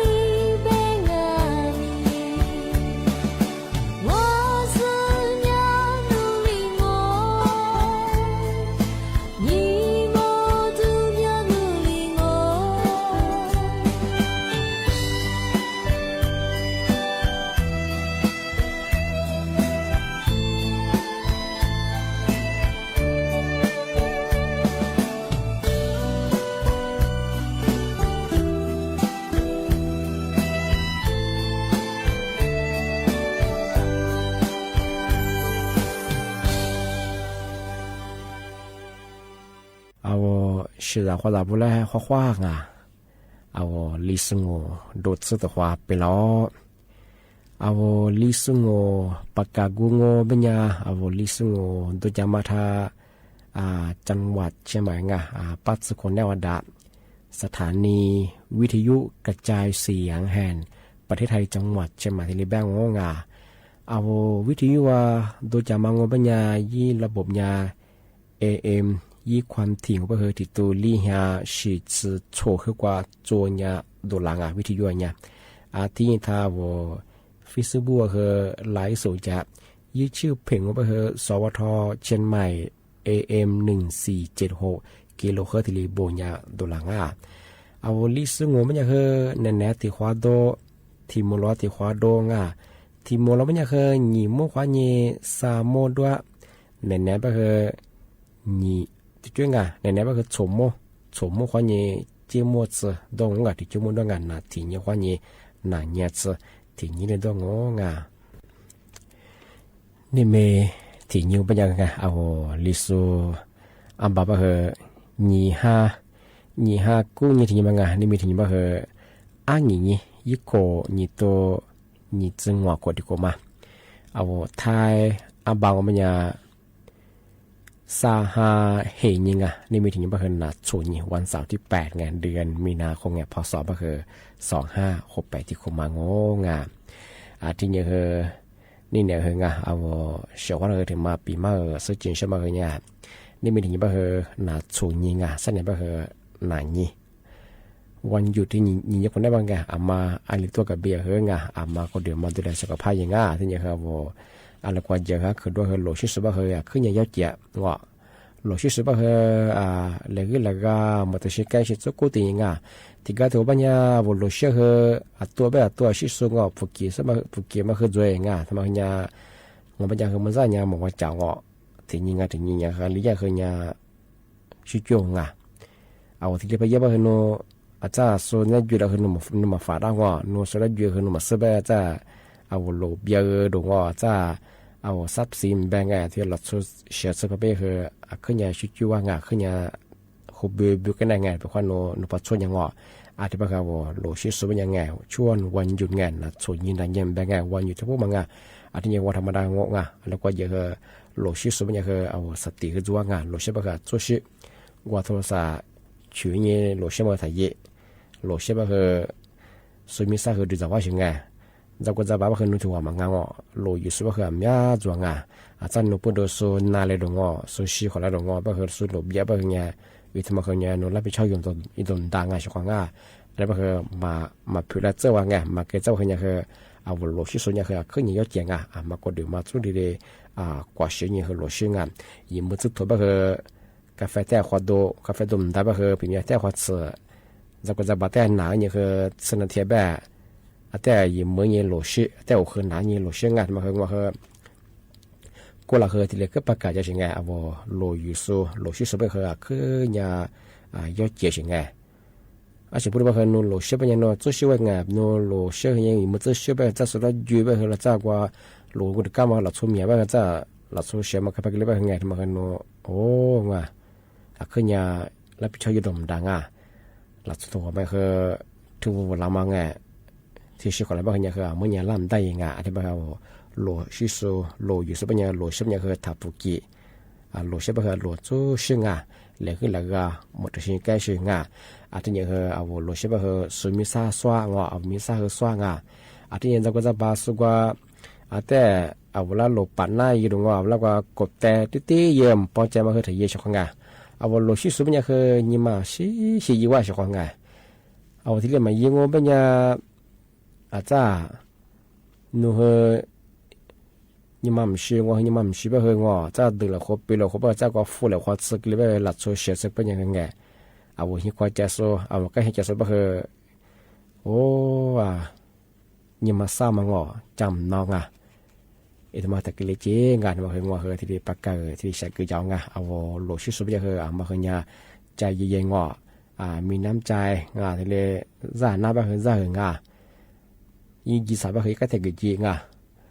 เอาไปว่าเอาใจยี่มาคือสมัยยี่มาคือเอาคือแต่ถอยที่มันก็เป็นอย่างนั้นว่าคือยี่มันใช่ป่ะคือยี่ติดคือเวลาวันนี้สักคือช่วยว่าจะเดือดขวดสุดท้ายแบบเราโชว์เสียสักเล็กแบบไงเอาใกล้ให้จะส่วนใหญ่คือมันก็อยากเคยชี้แจงจะสร้างไปว่าหัวหน้าครอบครัวเกลียแบบไงโนติหิคนนั้นกว่าชิสุบะหัวกระดาษสุบะจะนุ่มจะแบบคืออริยางกว่าใกล้จะส่วนใหญ่คือชี้ช่วยอันนี้แบบคือว่าเนี่ยโลชิสุงแบบคือที่เนี่ยพูดหน้าครอบครัวเนี่ยคือมันก็เนี่ยจู่สว่างที่เนี่ยคือเนี่ยมันคือชี้เชียงโลชิบเนี่ยคือถัดใจร้อยเมื่อสาวแบบคือชาจุดแล้วแบบคือชาเนี่ยมันคือชาแบบคือจะแบบการสูญเสียเชื่อสักเล็บคือเมื่อที่เกิดจีไม่ใช่มันคือยิ่งมาสร้างมาเปลี่ยนอันนี้คือเมื่อชาคือชาแบ่งขวาคือยิ่งมาคือถัดชาเจยิ่งมาคือถัดชาเจยิ่งมาชี้ยิ่งคือซาละโคสุดชุละโคอีทีเรียบคือการสูญเสียมันคือมา做些啥มันคือมาสักgün啥ที่ว่าโลยูสุโลชิสุอันนี้คือว่าคือดูสุดพวกมันมันคือปีว่าอะไรที่จิตตัวคือเนี่ยข้าชุละโคไปถึงอาทิตย์เป็นยังไงมาสักคือนั่นแหละคือมากกว่าที่ว่าชิฟัวมากกว่านั่นกันยังคือตัวว่าชุละขวางว่าเชื่อว่าถ้าวิทยุน่าจะโซพลาสุดคือขวางงเชื่อว่า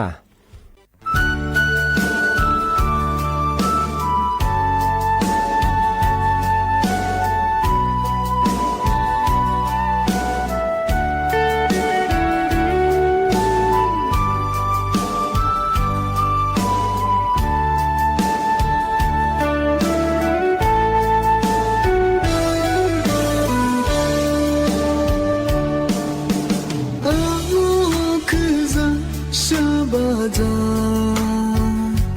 trên thế giới nâng lấy ngoa mơ mà đã bây giờ máu hi nhi bên gu mà đó cô lo gì lo tê khờ sự giờ bê su ngoa chê dù sự nề vô khu lâu ra mơ tê máu chỉ là ngủ mà chỉ dấu cứ như xa ngủ chỉ mơ mà khu chữ chỉ lệ lệ sự ra tê trên trời nhưng mà cô đông mà rồi gỗ thề bê khờ đi ra mơ trong mơ bị lá chỉ để cứ bị hoa lô trên duyên ra thì nhớ đi nhớ đi solo chỉ là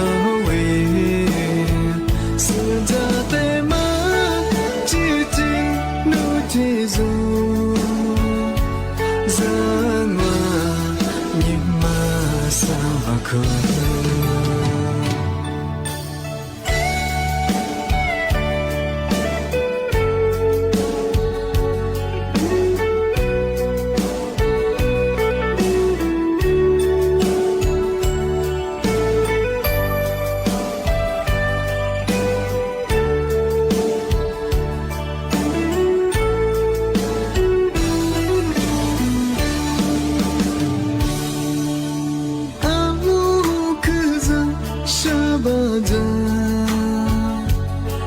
trẻ thơ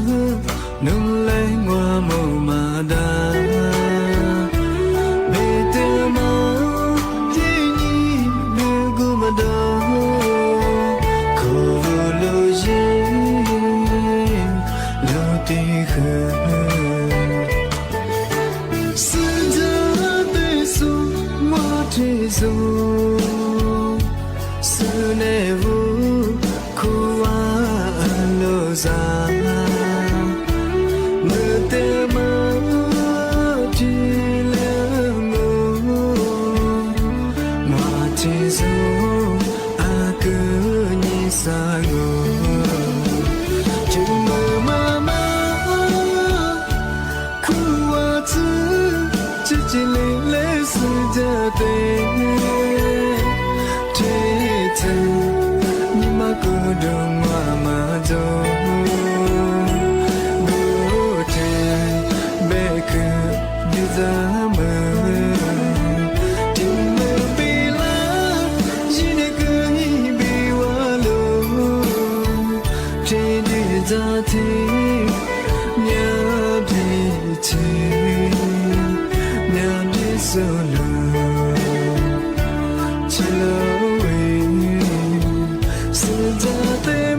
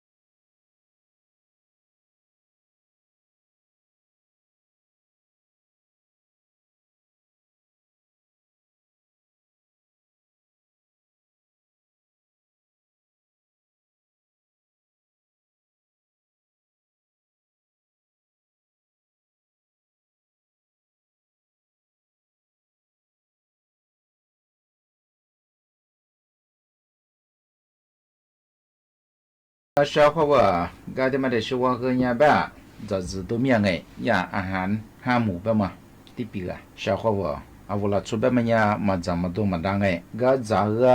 ดูมาจะมาอาวุธจะช่วยเนี่ยข้ามาอาวุธก็ดูที่มันเนี่ยแบบ小伙娃อาวุธก็ดูว่าอยู่อยากกูแบบมันเนี่ยอาหารแบบมันยังไงจะก็ตามมาจะดูมาหัวจิตว่าง我一吃过嘛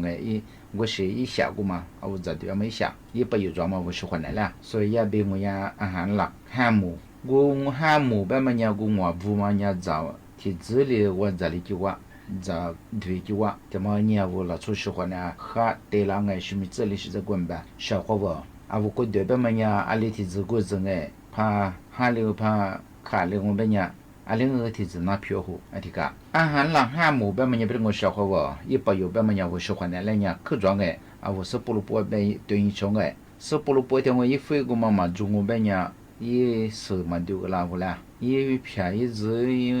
สิ่งยี่รอยดียี่ชิมมาดูกันละแต่ว่าจริงๆว่าเราช่วยให้ที่งูเอาจัดดูยามาแบบเนี่ยยี่อาหารฟิตกูมาข้าวงาเอาชวนอะไรที่มั้งไงอาหารหลักห้าหมู่แบบมันยังเฉาเขาว่าการมี自抓แบบมันยังไง有体质嘛呀原嘛花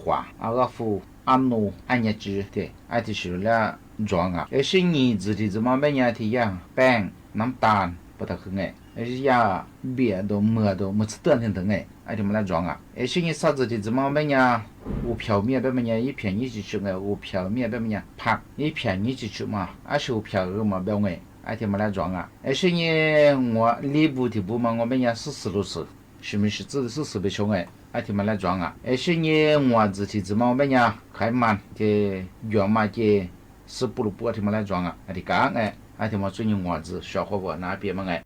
我子嘛对我们也一给我就做比嘛里体质嘛里抓里些语言แบบ嘛小伙伴有体质嘛แบบ我的呀原嘛话แบบ嘛呀安白话安尼话个话安话我话小子嘛话我咋嘛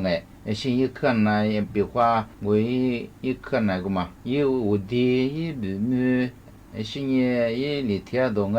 是你一年满头是一副等等对嘛我们讲过呀阿夫安夫等等娘夫等等是你但是和我偏来专门我们讲的呀安诺嘛是主了嘛的呀脱凉脱口脱里松安诺是安诺你吃也得说诺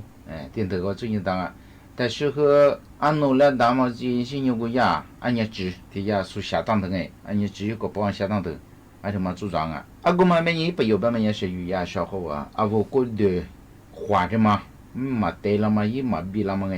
กูมาเล่นยี่ปลุกกูมาเล่นยี่ข้าละเจ้ากูมายี่จูละเจ้ากูมายี่ผิวกูมาชาดูเบชงยี่จะกูมายี่จังสิ่งกูเถอะแบบมันยี่ไปอยู่แบบมันยังไงเดี๋ยวมันยังกูยาทะเลกูจุจังมันยังกูรีบไปว่าไปฝึกฟ้ามาดูไง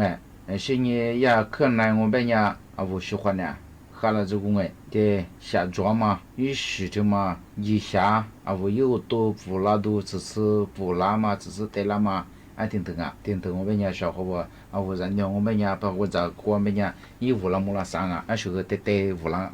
是你不提不嘛，我们家的呀，目的上我们家下，没说下猪肚，的嘛我们家呀，咋弄咋去，是咋和我说下大嘛在后面都忙个小伙伴在后咋都是你半上不烂的那个是怎么或者一半下的嘛อาหารที่อยากแป้งก็จุ่ยตัวเรามันยังเป็นงที่มาคือยังที่อยากก๋วยเตี๋ยวจูเมชี่จูอะไรนั่นไงขนมปังจูสิ่งเหมือนสเตอร์ตัวไง是怎么的ที่มาไม่ยังว่าก๋วยเตี๋ยวไว้下จูดูพลังงานไปช่วงไงพลังงานแบบไม่ว่าก๋วยเตี๋ยวว่าที่มาจ้องว่าเป็นยังเราชุกมา下จ้อง是เยอะให้ยี่ก็เตะดังที่มันคือ下จูดูไงสิ่งอาหารหมู่ที่3แบบไม่ยังซาบุที่พวกมันว่าเป็นยังที่มันยังแบบ我觉得话米路样我学一挂都不上我觉得话一挂数听头嘛我们家我便宜吃那大嘛是没走偏ผักบุ้งผักกาดผักคะน้าตำลึงผัดตำลึงที่หนึ่งไอ้สิ่งอยู่ก็ยาฟัดทองแบบมันยาฟิส我ถือ5度是听的ที่มาไม่ไปอยู่จูดูแบบมันยัง我喜欢的那แต่ละ嘛我下แต่ละ嘛我喜欢一皮花的嘛面试顶头两啊，此两，此的话两对浪啊，他妈年一十着过也下浪啊，一时他妈面浪啊，而后这年拿出一时换来他妈面浪下我们年两个换两啊。为拿出关于自己和来的对象哎，什么我顶头怎么我换来别穷哎，我拿出的别样木来几子啊嘛所以他妈找别我换来别对牛没有日绿当啊，他妈的两个，他妈的所以母体啥么母体谁别么也别我小伙我过的我也过嘛么呀，他妈和人别的呀试试他妈别呀马拉哥别么也么是不是，新年干嘛是？马瓦斯、木木斯、马嘎斯、塔塔斯，什么是别小哎？说的边头边么人地面别管，也不有边面。而且旁边人我喜欢拿来的辅助啊，也是拿来搞的，也是提子我们人我下我喜欢那的嘛，我估计的嘛两个西浪啊，也是人我面是皮花顶头和带了两浪啊，他们和呀目的什么哎？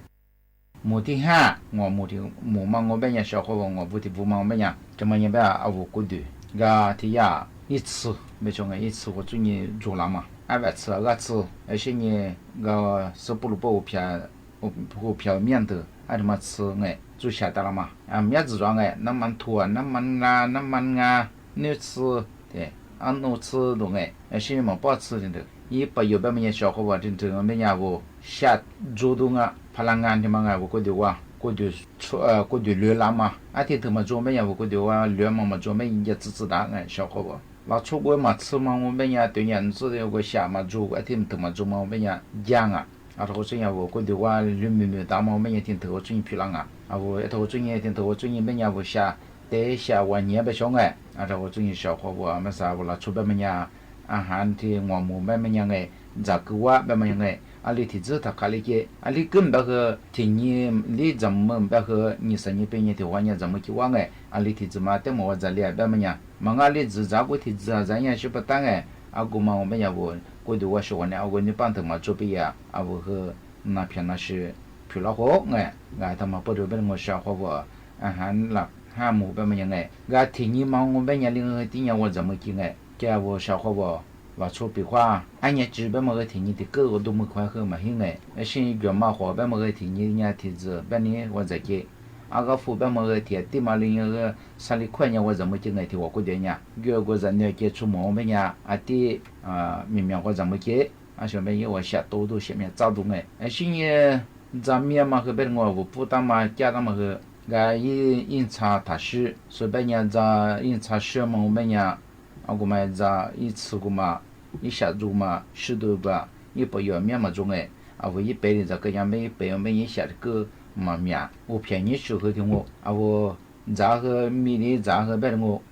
就做我怎么进来的例子我是，小可别我咋我们也40多时候做对人哎，我咋天我们也不买是唔办哎，我吃嘛，别们也也那单面，要么也拿出个咋嘛是咋嘛和做看你我哎，我咋面那个。น้ำตาลเมียมันไม่ยา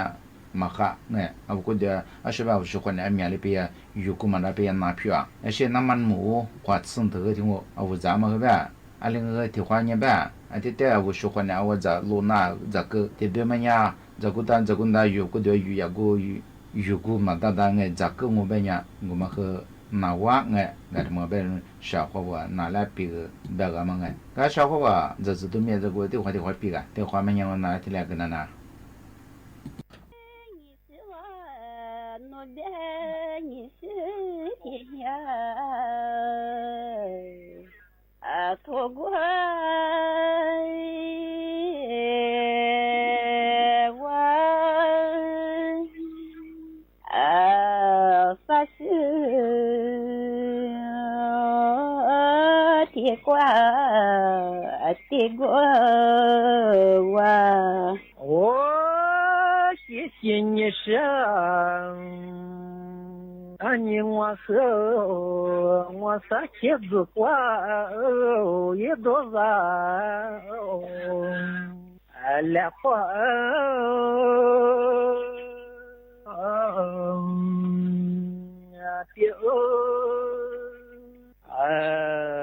啥花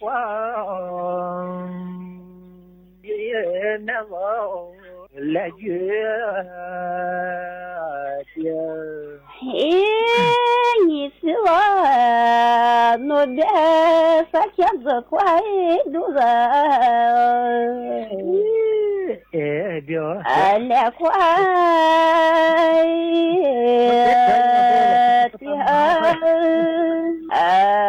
也快都人来月天。哦，谢谢你呢，你我和子挂也就，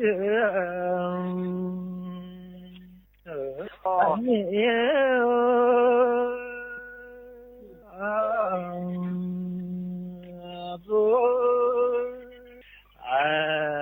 子挂来就。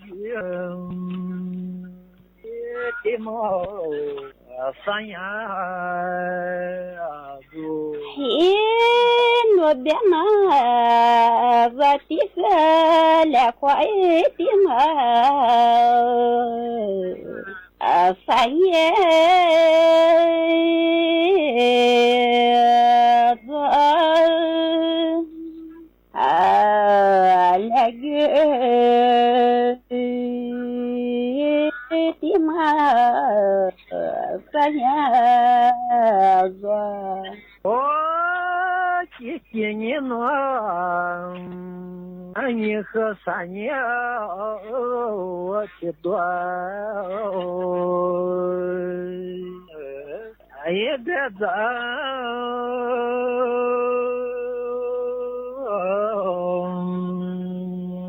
老。三呀也的苗多天了。你是我那边三年的多，别在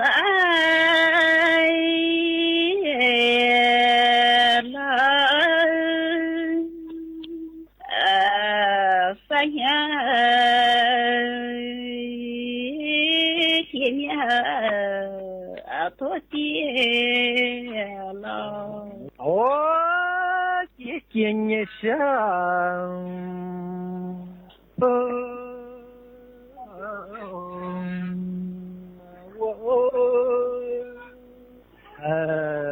昨天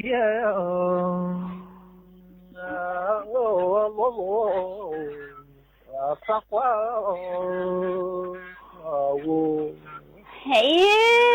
你是我那边的在么子，不怪我，昨天。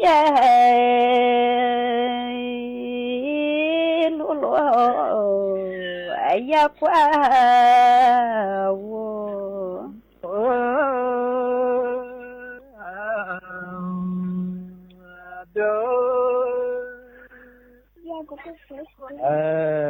也讲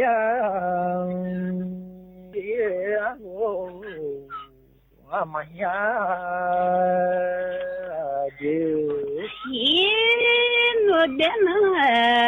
我的我的日子也过，马做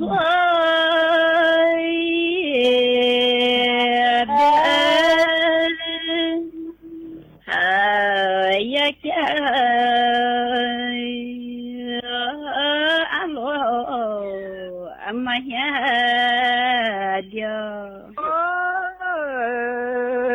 谢谢呢，我们你的子叫也红，哈利啦，哈利，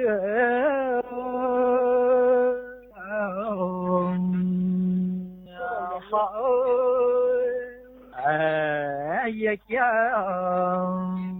也罗。Nó đến anh mi khờ giờ kia gu khờ hai ơi mà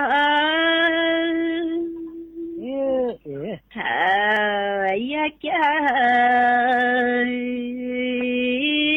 gu khờ swa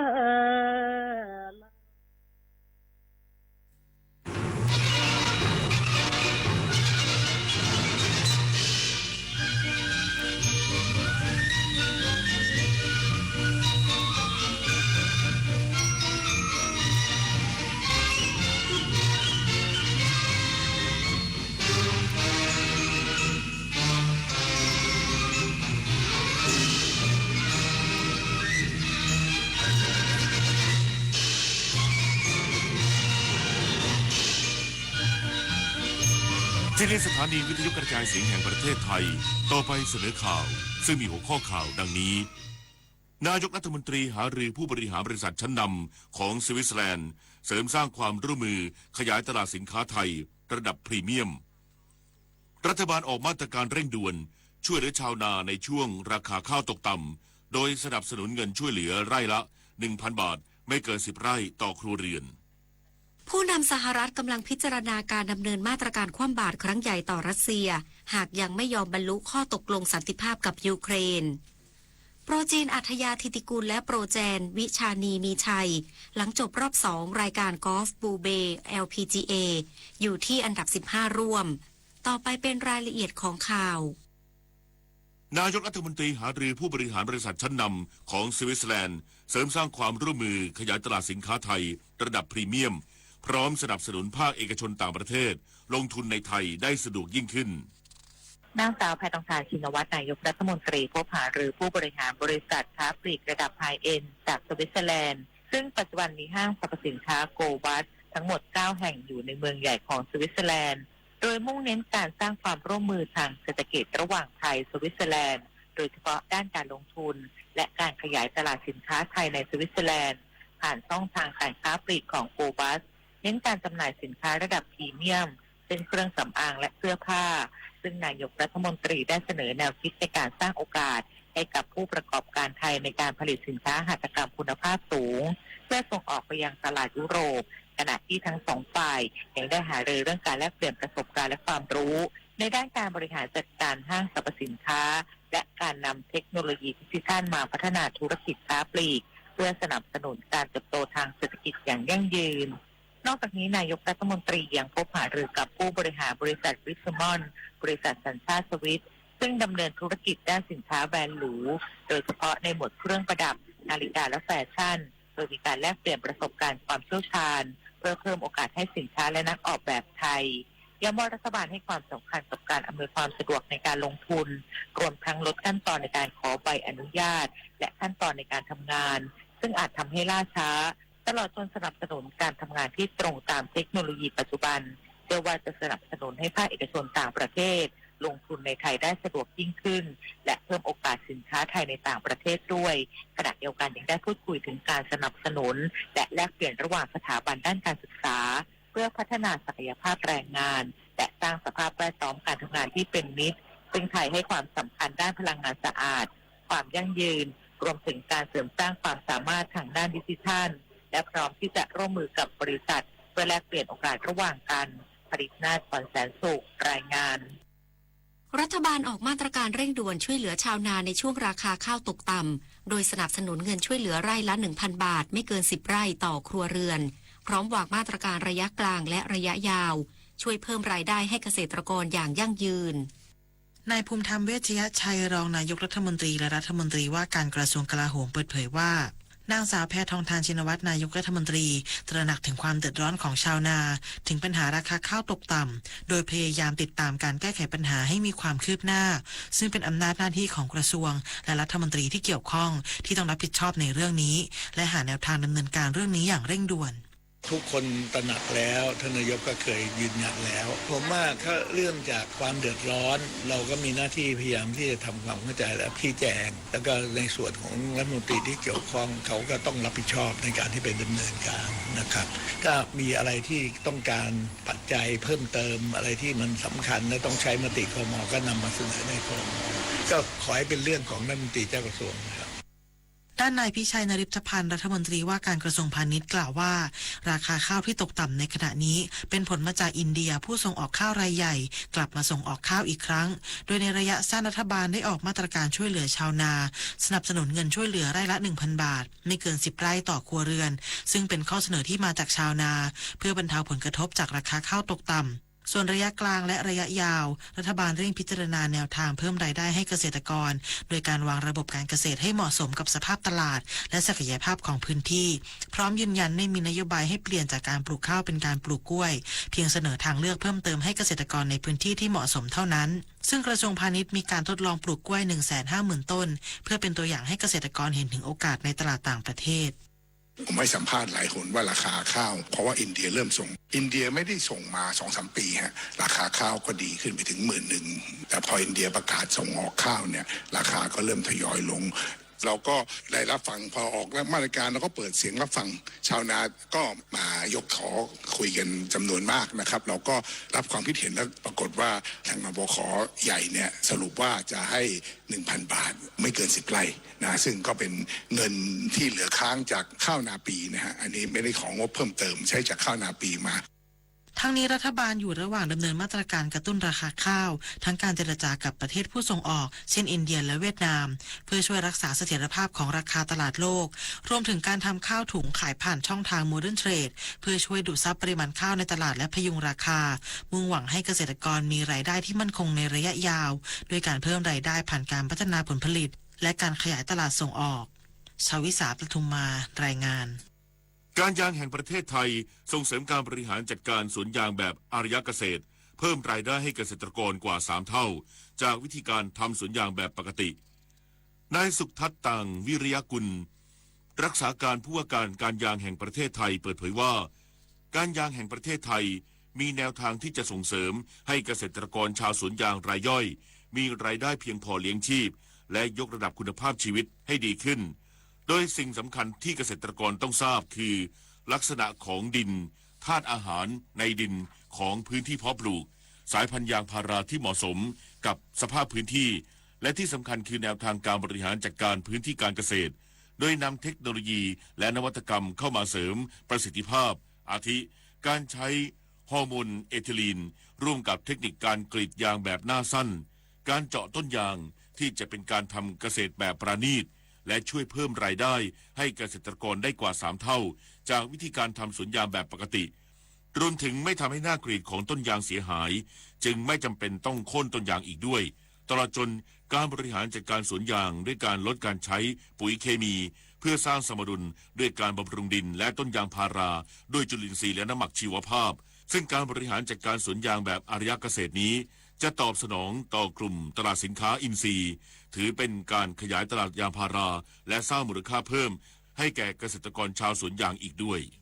การยางจะต้องบริหารจัดการสวนยางแบบอารยเกษตรทำอย่างไรให้พี่น้องเกษตรกรเนี่ยมีรายได้เลี้ยงตัวเองให้ได้ก่อน1จะต้องรู้ว่าดินของตัวเองเนี่ยมีธาตุอาหารอะไรอยู่บ้างมีข้อจำกัดอย่างไร2พันธุ์ยางที่จะปลูกในพื้นที่ใช้พันธุ์อะไรที่เหมาะสมต่อจากนั้นเนี่ยการบริหารจัดการสวนยางที่เทียบกับการทำนาก็ใช้ระบบการใช้ฮอร์โมนเอทิลีนร่วมกับการกรีดยางหน้าสั้นร่วมกับระบบเจาะร่วมกับการให้น้ำและบำรุงรักษานะครับสวนยางที่เป็นการจัดการสวนยางแบบปราณีตให้ผลิตถึงต่อไร่ต่อปีเนี่ยประมาณ 1,700 กิโลกรัมต่อไร่ต่อปีมันเพิ่มขึ้นถึง 3-5 เท่าหน้ากรีดไม่เสียหายเนี่ยไม่มีความจำเป็นต้องโค่น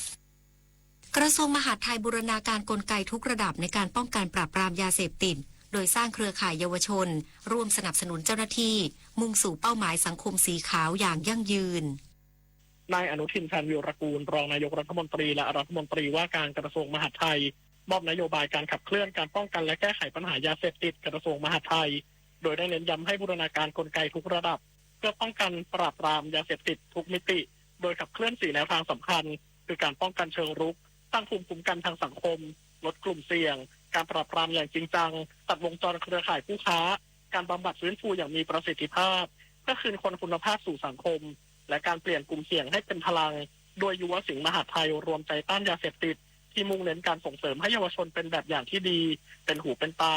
ร่วมกันจัดกิจกรรมสร้างสรรค์และให้กำลังใจผู้ที่กำลังเลิกยาเสพติดเพื่อให้เกิดการดำเนินการทางเชิงรุกอย่างมีรูปธรรมเป็นที่ประจักษ์ชัดเนี่ยเราก็ได้มีการจัดตั้งกลุ่มพลังขึ้นมากลุ่มหนึ่งซึ่งประกอบไปด้วยเยาวชนซึ่งเรียกตัวเองว่าเป็นยุวสิงห์มหาดไทยโดยภารกิจของพวกเขาก็คือช่วยกันป้องกันและปราบปรามและโน้มน้าวให้เยาวชนไทยตลอดจนคนในครอบครัวของพวกเขาเนี่ยได้ตระหนักรู้ถึงภัยอันตรายของยาเสพติดแล้วก็ต้องทำตัวให้ห่างไกลยาเสพติดด้านนางสาวไตรสุรีไตรสรณกุลโฆษกกระทรวงมหาดไทยกล่าวว่าการจัดตั้งเครือข่ายยุวสิงห์มหาดไทยรวมใจต้านยาเสพติดเพื่อเป็นกลไกสนับสนุนการดำเนินงานร่วมกับเจ้าหน้าที่ฝ่ายปกครองโดยมีบทบาทสำคัญในการปลูกฝังค่านิยมที่ถูกต้องสร้างภูมิคุ้มกันทางจิตใจและกระตุ้นให้เยาวชนห่างไกลยาเสพติดมุ่งสู่เป้าหมายของสังคมสีขาวที่ปลอดยาเสพติดอย่างยั่งยืนด้วยยุวสิงห์นะคะเราก็จะเริ่มจากการรับฟังความคิดเห็นของเขาว่าเขาต้องการอะไรแล้วทำไมเพื่อนๆของเขาเยาวชนเนี่ยถึงไปติดยาคือบางทีถ้าเกิดผู้ใหญ่มองมุมมองแต่อันนี้เรามาลองรับฟังซิว่าเด็กเขามีมุมมองยังไงในการแก้ไขปัญหายาเสพติดแล้วอยากให้ภาครัฐเนี่ยอยากให้รัฐบาลหรืออยากให้มหาดไทยซึ่งมีกลไกที่ใกล้ชิดชุมชนอยู่แล้วช่วยเหลืออะไรคือเดี๋ยวน้องๆกลุ่มนี้กลับไปนะคะเขาจะไปรวบรวมสมาชิกในหมู่บ้านเขา10-20 คนเนี่ยเข้ามาร่วมเป็นกลุ่มยุวสิงห์นี้แล้วก็เข้าไปหาแนวทางเราจะมีงบประมาณในการดำเนินงานให้ว่าเด็กมองยังไงจะชักจูงเพื่อนเข้ามาร่วมกลุ่มแล้วก็ปฏิบัติการที่ขณะที่นางสาวเพ็ญพิชาเกรียงบุรณะนันท์นักเรียนชั้นมัธยมศึกษาปีที่4จากโรงเรียนคงทองวิทยาจังหวัดนครปฐมหนึ่งในยุวสิงห์มหาดไทยกล่าวว่าจะนำองค์ความรู้ต่างๆที่ได้จากการเข้าร่วมกิจกรรมกับกระทรวงมหาดไทยไปถ่ายทอดต่อให้กับกลุ่มเพื่อนเพื่อให้คนรอบตัวห่างไกลจากยาเสพติด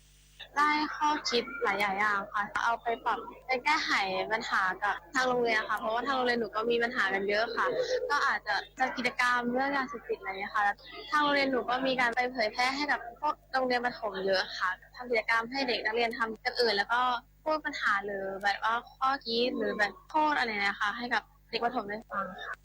ทั้งนี้กระทรวงมหาดไทยยังได้กำหนดให้ผลการดำเนินงานด้านยาเสพติดเป็นหนึ่งในตัวชี้วัดประสิทธิภาพหลักหรือ KPI สำคัญของผู้ว่าราชการจังหวัดเพื่อให้เกิดมาตรการจูงใจ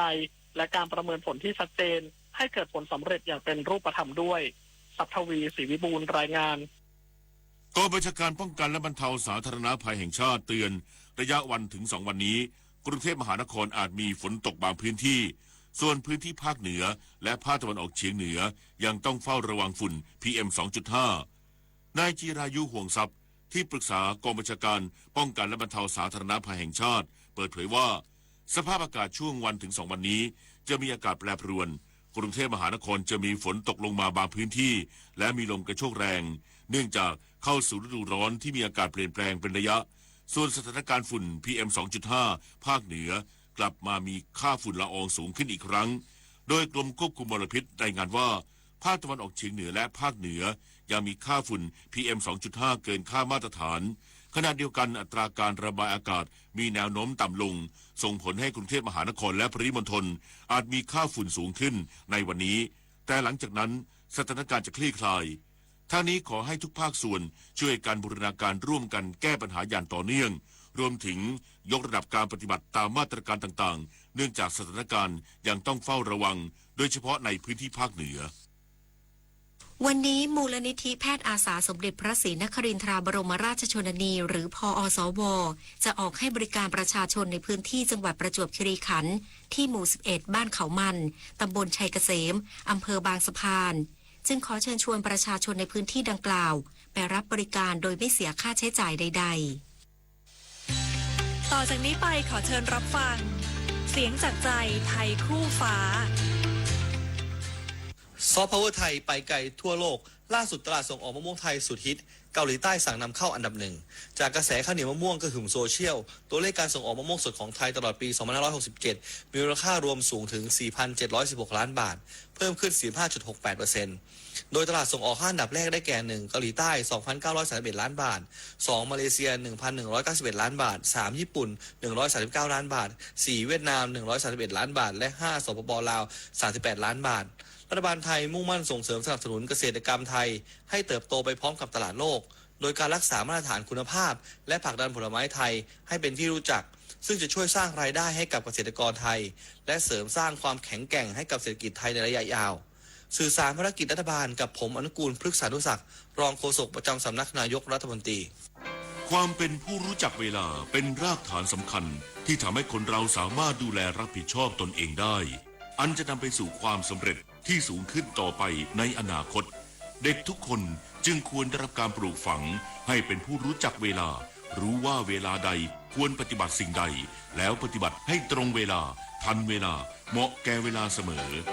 พระบรมราโชวาทพระบาทสมเด็จพระเจ้าอยู่หัวเนื่องในวันเด็กแห่งชาติพุทธศักราช 2568ศูนย์อำนวยการใหญ่จิตอาสาพระราชทานเชิญชวนเยาวชนและประชาชนผู้รักการถ่ายภาพส่งภาพถ่ายและคลิปวิดีโอสั้นจากโทรศัพท์มือถือหรือกล้องดิจิทัลเข้าประกวดชิงรางวัลในหัวข้อกิจกรรมจิตอาสาส่งผลงานได้ตั้งแต่บัดนี้ถึง31มีนาคม2568สอบถามรายละเอียดได้ที่021634639ร่วมถ่ายทอดเรื่องราวจิตอาสาผ่านเลนส์สร้างแรงบันดาลใจให้สังคม7:15 นาทีต่อไปเสนอข่าวต่างประเทศประธานาธิบดีโดนัลด์ทรัมป์ผู้นำสหรัฐเปิดเผยเมื่อวานนี้ผ่านทาง Truth Social แพลตฟอร์มโซเชียลมีเดียที่ถูกเขาเป็นเจ้าของที่ระบุว่าเขากำลังพิจารณาที่จะดำเนินมาตรการคว่ำบาตรครั้งใหญ่และเก็บภาษีนำเข้าสินค้าจากรัสเซียจนกว่ารัสเซียจะยอมบรรลุข้อตกลงสันติภาพและหยุดยิงกับยูเครนเนื่องจากรัสเซียยังคงเดินหน้าโจมตียูเครนอย่างต่อเนื่องพร้อมเรียกร้องให้ทั้งสองฝ่ายเข้าร่วมการเจรจาสันติภาพโดยทันทีทั้งนี้ความคิดเห็นดังกล่าวมีขึ้นหลังจากที่กองทัพรัสเซียยิงขีปนาวุธจำนวน67ลูกและใช้อากาศยานไร้คนขับหรือโดรนจำนวน200ลำโจมตีโครงสร้างพื้นฐานด้านพลังงานในยูเครนทำให้มีผู้ได้รับบาดเจ็บอย่างน้อย10คนซึ่งถือเป็นการโจมตีครั้งใหญ่ของรัสเซียนับตั้งแต่รัฐบาลสหรัฐตัดสินใจระงับการแบ่งปันข้อมูลข่าวกรองกับรัฐบาลยูเครนกระทรวงการต่างประเทศอียิปต์เปิดเผยว่านายบาเดอับเดลลาตีรัฐมนตรีต่างประเทศอียิปต์หารือทางโทรศัพท์กับนายสตีฟวิสคอฟผู้แทนพิเศษด้านกิจการตะวันออกกลางของรัฐบาลสหรัฐภายใต้การนำของประธานาธิบดีโดนัลด์ทรัมป์เมื่อวันที่7มีนาคมที่ผ่านมาตามเวลาท้องถิ่นเพื่อหารือเกี่ยวกับแผนการบูรณะฟื้นฟูฉนวนกาซาของอียิปต์ที่ได้รับการสนับสนุนจากบรรดาผู้นำชาติอาหรับโดยนายอับเดลลาตีเน้นย้ำถึงความมุ่งมั่นของรัฐบาลอียิปต์ในการหารืออย่างสร้างสรรค์กับประธานาธิบดีทรัมป์เพื่ออธิบายเกี่ยวกับแผนดังกล่าวขณะเดียวกันนายวิสคอฟกล่าวว่าแผนการฟื้นฟูฉนวนกาซาของอียิปต์มีความน่าสนใจและสะท้อนถึงความตั้งใจที่ดีและเขายังคาดหวังว่าจะได้เรียนรู้รายละเอียดเพิ่มเติมเกี่ยวกับแผนดังกล่าวต่อไปสำนักข่าวรอยเตอร์รายงานว่าเจ้าหน้าที่ตำรวจฝรั่งเศสพบระเบิดสมัยสงครามโลกครั้งที่2จำนวน1ลูกที่ยังไม่ระเบิดบริเวณรางรถไฟในเขตชานเมืองแซงเดอนี่ทางตอนเหนือของกรุงปารีสเมืองหลวงของฝรั่งเศสซึ่งอยู่ห่างจากสถานีรถไฟกาดูนอร์ดราว 2.5 กิโลเมตรเมื่อวันที่7มีนาคมที่ผ่านมาตามเวลาท้องถิ่นโดยนายฟิลิปทาบาโรรัฐมนตรีว่าการกระทรวงคมนาคมของฝรั่งเศสเปิดเผยว่าเหตุการณ์ดังกล่าวส่งผลให้การให้บริการรถไฟในสถานีรถไฟกาดูนอร์ดต้องหยุดชะงักตลอดทั้งวันทั้งนี้สำนักงานการท่องเที่ยวของกรุงปารีสระบุว่าสถานีรถไฟกาดูนอร์ดซึ่งเป็นสถานีรถไฟที่พลุกพล่านที่สุดเป็นอันดับ3ของโลกโดยให้บริการรถไฟไปยังเส้นทางต่างๆในพื้นที่ทางตอนเหนือของฝรั่งเศสกรุงลอนดอนของอังกฤษเบลเยียมเนเธอร์แลนด์และเยอรมนีต่อไปรับฟังข่าวกีฬาค่ะผลการแข่งขันฟุตบอลบุนเดสลีกาเยอรมนีไมน์ชนะโบรุสเซียมินเชนกัดบัก3-1เก็บ3คะแนนเต็มเพิ่มเป็น44คะแนนจาก25นัดขยับขึ้นมาอยู่ที่3ขณะที่ผลการโชว์ซีเรียอาอิตาลีกายารีเสมอเจนัว1-1รายการกอล์ฟบลูเบย์ LPGA ซึ่งเป็นเอเชียนสวิงรายการสุดท้ายของต้นปีที่เกาะไหหนานประเทศจีนเมื่อวันที่7มีนาคมโปรจีนอัธยาธิติกุลและโปรแจนวิชานีมีชัยเป็นนักกอล์ฟไทยที่ทำผลงานดีที่สุดหลังจบรอบ2โดยโปรจีนทำ5เบอร์ดี้แต่พลาดท่าเสีย4โบกี้กับ1ดับเบิลโบกี้ทำให้ตีเกิน1โอเวอร์พาร์ในรอบ2สกอร์รวมเป็น2อันเดอร์พาร์142หล่นจากอันดับ4ร่วมไปอยู่อันดับ15ร่วมเท่ากับโปรแจน ส่วนโปรพราวชเนตตีวรรณแสนสกอร์2โอเวอร์พา74อันดับ62ร่วมโปรเมียวปาจารีอนันต์นฤการ3โอเวอร์พา75อันดับ75ร่วมและโปรจัสมินธิดาภาสุวรรณปุระ4โอเวอร์พา76อันดับ90ร่วมการแข่งขันแบดมินตันรายการศรีลังกาอินเตอร์เนชั่นแนลซีรีส์2025ที่กรุงโคลัมโบประเทศศรีลังกาในรอบชิงชนะเลิศประเภทหญิงเดี่ยวรอบชิงชนะเลิศบูมธิดาพรกลีบยี่สุนมืออันดับ100ของโลกพบกับรุ่นพี่จิวและรินรัตน์ชัยวันมือวางอันดับ2ของรายการมืออันดับที่49ของโลกเกมนี้ทั้งสองคนสู้กันได้อย่างสูสีโดยจิวและรินรัตน์เป็นฝ่ายเอาชนะเกมแรกไปได้ก่อนจากนั้นในเกมที่2บูมธิดาพรเอาชนะไปได้บ้างทำให้เสมอกัน1-1เกมต้องไปตัดสินกันในเกมที่3ผลปรากฏว่าบูมธิดาพรทำได้ดีกว่าชนะไปได้2-1เกมคว้าแชมป์รายการนี้ไปครองการแข่งขันจักรยานทางไกลสตรีนานาชาติบิวาเซ่คัพ2025ที่เมืองบินเดืองประเทศเวียดนามระยะทาง 82.8 กิโลเมตรร้อยเอกหญิงจุฑาทิพย์มณีพันธ์ไม่ทำให้แฟนกีฬาชาวไทยผิดหวังปั่นเฉือนชนะเหงียนทิทัศน์คู่ปรับเก่าเจ้าถิ่นไปได้อีกครั้งผงาดแชมป์สเตทที่1มาครองสำเร็จเป็นการย้ำชัยชนะหลังเพื่อเอาชนะเหงียนทิทัศน์มาได้ในศึกจักรยานประเภทถนนชิงแชมป์เอเชีย 2025 ที่จังหวัดพิจิตรส่วนอันดับ3เป็นของคาซุกะวาตาเบะนักปั่นญี่ปุ่นโดยทั้ง3คนทำเวลา2ชั่วโมง 6.07 นาทีเท่ากันและจากชัยชนะครั้งนี้ทำให้จุฑาทิพย์รั้งตำแหน่งผู้นำเวลารวมได้สวมเสื้อเหลืองพร้อมได้รางวัลผู้นำเจ้าความเร็วมี20คะแนนเต็มได้รับเสื้อเขียวอีก1ตัวต่อไปรับฟังพยากรณ์อากาศค่ะประกาศกรมอุตุนิยมวิทยาเรื่องพายุฤดูร้อนบริเวณประเทศไทยตอนบนมีผลกระทบบางพื้นที่ในวันที่8มีนาคม2568ฉบับที่9บริเวณภาคเหนือภาคกลางและภาคใต้ตอนบนยังคงมีพายุฤดูร้อนเกิดขึ้นโดยมีลักษณะของฝนฟ้าคะนองและลมกระโชกแรงบางแห่งรวมถึงอาจมีฟ้าผ่าเกิดขึ้นได้บางพื้นที่ทั้งนี้เนื่องจากบริเวณความกดอากาศสูงหรือมวลอากาศเย็นกำลังปานกลางพัดปกคลุมภาคตะวันออกเฉียงเหนือและทะเลจีนใต้ส่งผลให้มีลมตะวันออกและลมตะวันออกเฉียงใต้พัดนำความชื้นมาปกคลุมประเทศไทยตอนบนจึงขอให้ประชาชนในบริเวณดังกล่าวระวังอันตรายจากพายุฤดูร้อนที่จะเกิดขึ้นควรหลีกเลี่ยงการเดินทางผ่านบริเวณที่มีฝนฟ้าคะนองหรืออยู่ในที่โล่งแจ้งใต้ต้นไม้ใหญ่สิ่งปลูกสร้างและป้ายโฆษณาที่ไม่แข็งแรงส่วนเกษตรกรควรเสริมความแข็งแรงให้ไม้ผลและเตรียมการป้องกันระวังความเสียหายที่อาจจะเกิดขึ้นกับผลผลิตทางการเกษตรและสัตว์เลี้ยงรวมทั้งดูแลรักษาสุขภาพในช่วงที่สภาพอากาศเปลี่ยนแปลงไว้ด้วยจึงขอให้ประชาชนติดตามประกาศจากกรมอุตุนิยมวิทยาและสามารถติดตามข้อมูลได้ที่เว็บไซต์กรมอุตุนิยมวิทยา www.tmd.go.th หรือที่หมายเลขโทรศัพท์023994012-13และ1182ได้ตลอด24ชั่วโมง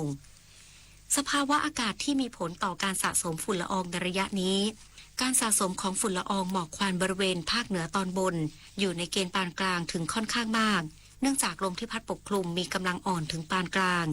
ส่วนภาคเหนือตอนล่างภาคตะวันออกเฉียงเหนือภาคกลางและภาคตะวันออกอยู่ในเกณฑ์น้อยถึงปานกลางเนื่องจากมีฝนตกในบางพื้นที่พยากรณ์อากาศตั้งแต่เช้าวันนี้จนถึงเช้าวันพรุ่งนี้ภาคเหนืออากาศร้อนกับมีฟ้าหลัวในตอนกลางวันทางตอนบนของภาคโดยมีฝนฟ้าคะนอง120ของพื้นที่กับมีลมกระโชกแรงบางแห่งส่วนมากบริเวณจังหวัดตากกำแพงเพชรและพิจิตรภาคตะวันออกเฉียงเหนือมีฝน140ของพื้นที่ส่วนมากบริเวณจังหวัดสกลนครนครพนมชัยภูมิขอนแก่นกาฬสินธุ์มุกดาหารมหาสารคามนครราชสีมาและบุรีรัมย์ภาคกลางมีฝนฟ้าคะนอง140ของพื้นที่กับมีลมกระโชกแรงบางแห่งส่วนมากบริเวณจังหวัดนครสวรรค์อุทัยธานีกาญจนบุรีและราชบุรีภาคตะวันออกมีฝนฟ้าคะนอง140ของพื้นที่ส่วนมากบริเวณจังหวัดนครนายกปราจีนบุรีสระแก้วฉะเชิงเทราจันทบุรีและตราดทะเลมีคลื่นต่ำกว่า1เมตรห่างฝั่งคลื่นสูงประมาณ1เมตรบริเวณที่มีฝนฟ้าคะนองคลื่นสูงมากกว่า2เมตรภาคใต้ฝั่งตะวันออกมีฝนฟ้าคะนอง140ของพื้นที่กับมีลมกระโชกแรงบางแห่งส่วนมากบริเวณจังหวัดเพชรบุรีประจวบคีรีขันธ์ชุมพรและสุราษฎร์ธานีตั้งแต่จังหวัดสุราษฎร์ธานีขึ้นมา ทะเลมีคลื่นสูงประมาณ1เมตรบริเวณที่มีฝนฟ้าคะนองคลื่นสูงมากกว่า2เมตรตั้งแต่จังหวัดนครศรีธรรมราชลงไปทะเลมีคลื่นสูง 1-2 เมตรบริเวณที่มีฝนฟ้าคะนองคลื่นสูงมากกว่า2เมตรภาคใต้ฝั่งตะวันตกอากาศร้อนในตอนกลางวันทางตอนล่างของภาคโดยมีฝนฟ้าคะนอง30%ของพื้นที่ส่วนมากบริเวณจังหวัดระนองพังงาภูเก็ตและกระบี่ทะเลมีคลื่นสูงประมาณ1เมตรห่างฝั่งคลื่นสูงมากกว่า1เมตรบริเวณที่มีฝนฟ้าคะนองคลื่นสูงมากกว่า2เมตรกรุงเทพมหานครและปริมณฑลมีฝนฟ้าคะนอง40%ของพื้นที่สภาวะระดับน้ำในแม่น้ำเจ้าพระยาที่หน้ากองบัญชาการกองทัพเรือคำนวณโดยกรมอุทกศาสตร์กองทัพเรือวันนี้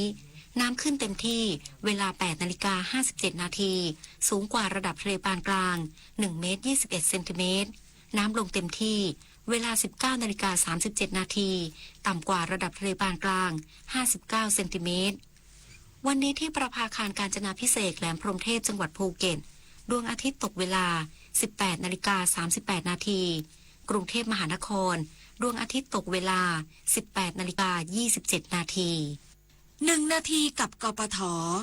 เมื่อต้องเดินทางไกลก่อนเดินทางควรสตาร์ทรถเพื่ออุ่นเครื่องก่อนสักประมาณ30วินาทีถึง1นาทีแล้วจึงค่อยออกรถโดยไม่เร่งเครื่องอย่างรวดเร็วในทันทีให้ค่อยๆเปลี่ยนจังหวะเกียร์ไปตามรอบเครื่องยนต์เพื่อเป็นการถนอมเกียร์และช่วยประหยัดน้ำมันไม่ควรขับรถด้วยความเร็วเพราะมีผลต่ออัตราการเผาผลาญเชื้อเพลิงหากขับรถด้วยความเร็วที่มากหรือน้อยจนเกินไปก็ยิ่งเปลืองน้ำมันมากเท่านั้นทางที่ดีที่สุดคือผู้ขับขี่ควรใช้ความเร็วสม่ำเสมอและควรเช็คลมยางถ้ายางรถที่มีลมอ่อนมากเกินไปจะทำให้เปลืองน้ำมันมากยิ่งถ้ายางแบนหรือรั่วขึ้นมาตอนขับขี่ก็จะลำบากมากขึ้นไปอีกผู้ใช้รถจึงควรหมั่นเช็คลมยางให้อยู่ในระดับที่เหมาะสมอย่างสม่ำเสมอเมื่อต้องออกจากต่างจังหวัดหรือเดินทางไกลหากขับรถนานเกิน4ชั่วโมงควรพักรถประมาณ15นาทีเพื่อลดความร้อนของเครื่องยนต์ซึ่งจะทำให้น้ำมันเชื้อเพลิงและน้ำมันหล่อลื่นในระบบคลายความร้อนลงและกลับมามีคุณสมบัติที่ดีอีกครั้งค่ะ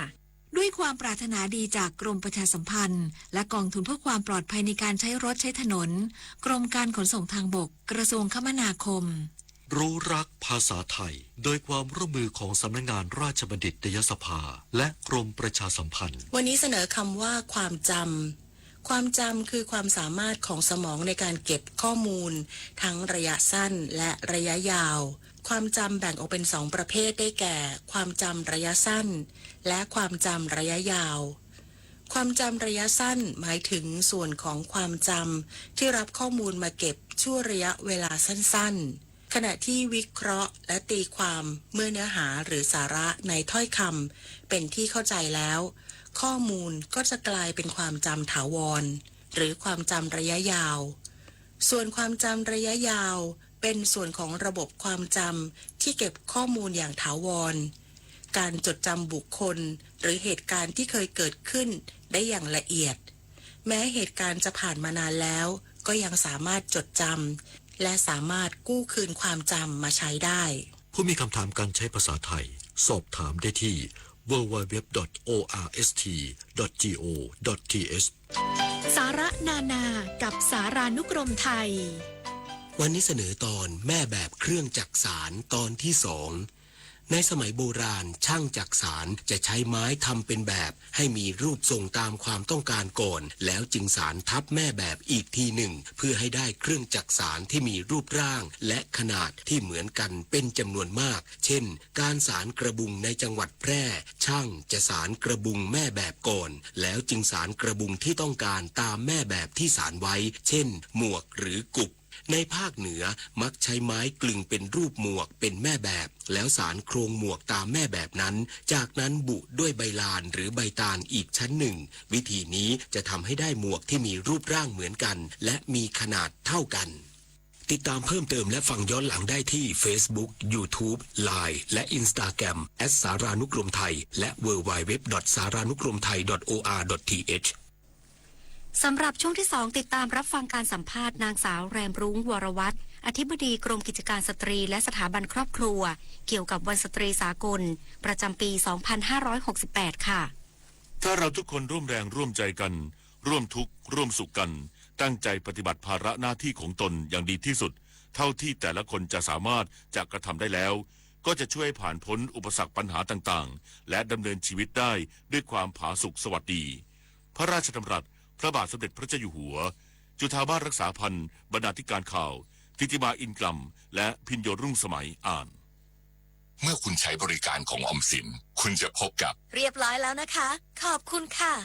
แต่ไม่ใช่แค่ออมสินที่อยากขอบคุณนะคะยังมีป้าสีลุงสมศักดิ์น้าสมใจน้องตะวันพี่แอดพี่แดงที่ฝากขอบคุณมาด้วยค่ะขอบคุณนะครับขอบคุณค่ะขอบคุณหลายๆด้วยครับขอบคุณครับขอบคุณครับขอบคุณค่ะแค่เป็นลูกค้าเราเท่ากับช่วยสังคมธนาคารออมสินธนาคารเพื่อสังคมเกาะติดการทำงานของรัฐบาลในรอบสัปดาห์แจ้งทุกประเด็น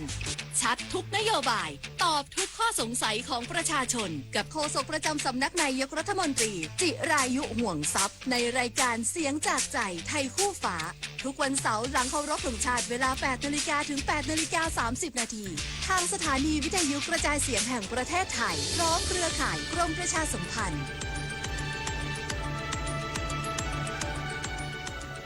กลับมารับฟังข่าวในช่วงที่2ครับท่านผู้ฟังครับเนื่องในวันสตรีสากลประจำปี 2568 วันที่ 8 มีนาคมกรมกิจการสตรีและสถาบันครอบครัว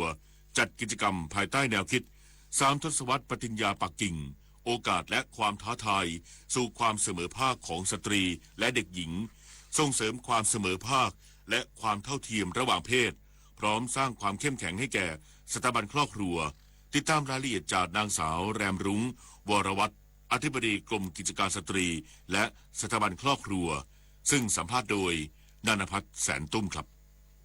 ค่ะขอบคุณค่ะและตอนนี้นะคะเราก็อยู่ในสายกับท่านอธิบดีกรมกิจการสตรีและสถาบันครอบครัวแล้วนะคะสวัสดีค่ะท่านอธิบดีคะสวัสดีคุณนันพัฒน์สวัสดีท่านผู้ฟังค่ะค่ะ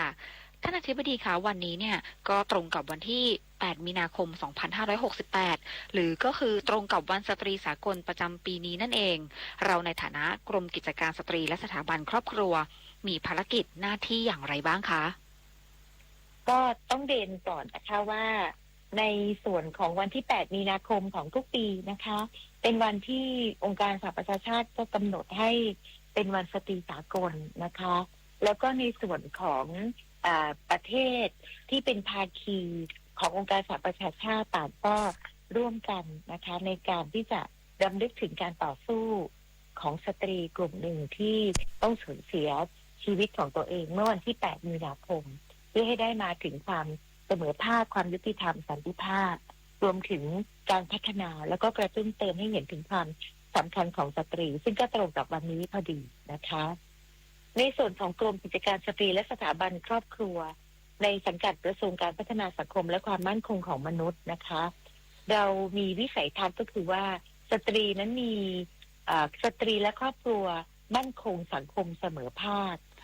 เราก็เลยมีภารกิจที่เกี่ยวข้องกับการพัฒนาสตรี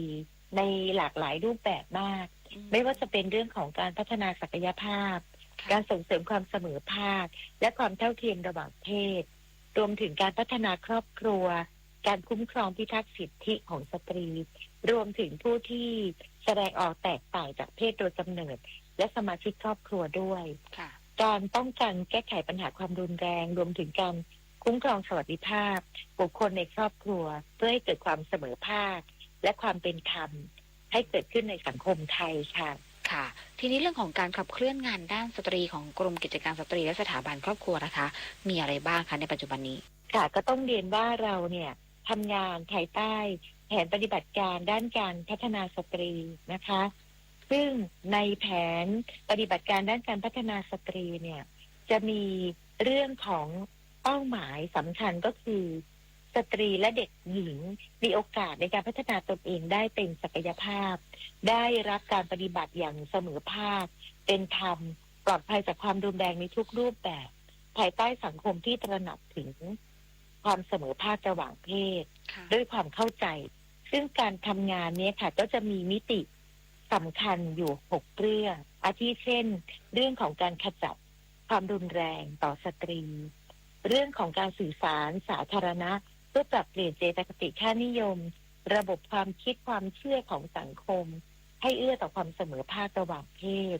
และ เรื่องของการพัฒนาทุนมนุษย์ในสตรีด้วยค่ะซึ่งการทำงานนี้เนี่ยก็ต้องเรียนว่าเราเนี่ยมีพันธกรณีระหว่างประเทศก็คืออนุสัญญาว่าด้วยการขจัดการเลือกปฏิบัติต่อสตรีในทุกรูปแบบหรือที่เรารู้จักกันว่าCEDAWเนี่ยนะคะก็จะเป็นพันธกรณีที่เราจะต้องดำเนินการให้สอดรับกันรวมถึงเป้าหมายการพัฒนาที่ยั่งยืนที่เป้าหมายที่5ก็คือการบรรลุความเสมอภาคระหว่างเพศและที่สำคัญนะคะรัฐธรรมนูญแห่งราชอาณาจักรไทยปี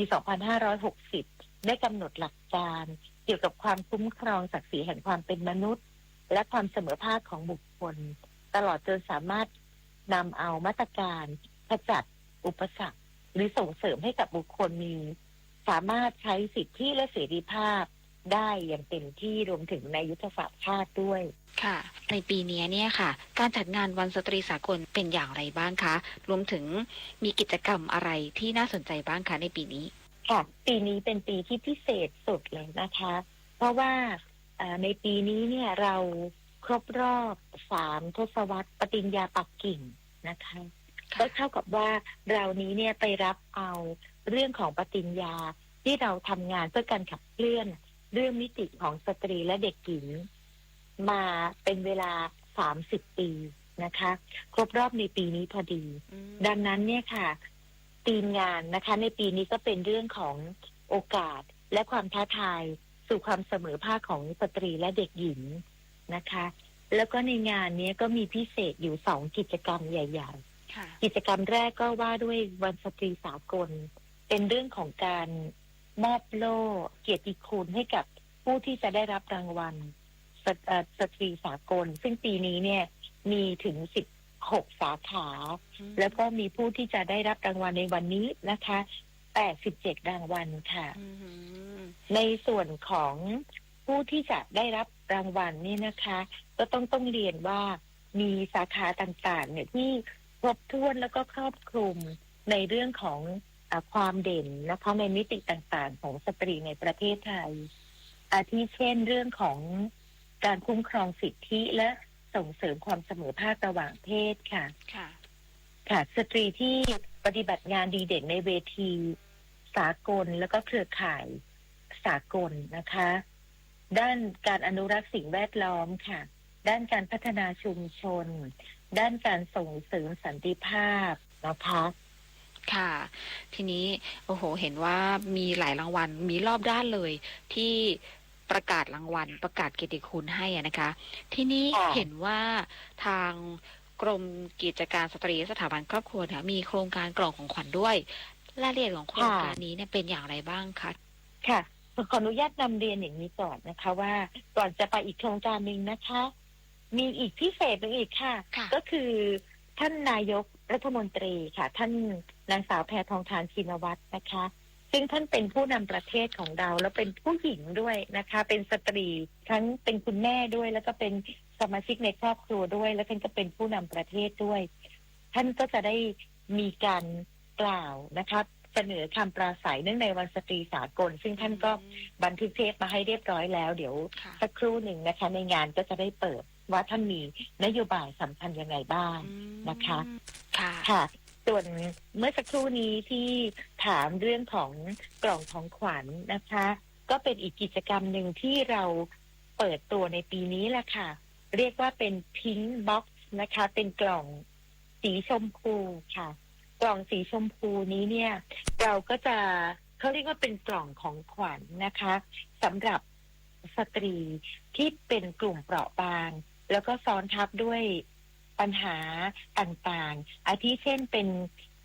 กลุ่มสตรีที่เป็นคนที่มีรายได้น้อยเป็นแม่เลี้ยงเดี่ยวเป็นสตรีสูงอายุรวมถึงสตรีที่มีความพิการแล้วก็ประสบปัญหาด้านสังคมและเศรษฐกิจด้วยภาคีเครือข่ายของเรานี่ค่ะไม่ว่าจะเป็นภาครัฐบาลนะคะภาคเอกชนนะคะหน่วยงานต่างๆนี่ก็ได้ภาคประชาสังคมโดยก็ได้รวมตัวกันนำเอาสิ่งของจำเป็นที่จะจัดใส่กล่องสีชมพูเนี่ยค่ะไปสนับสนุนให้กับสตรีที่เป็นกลุ่มเปราะบางเพื่อให้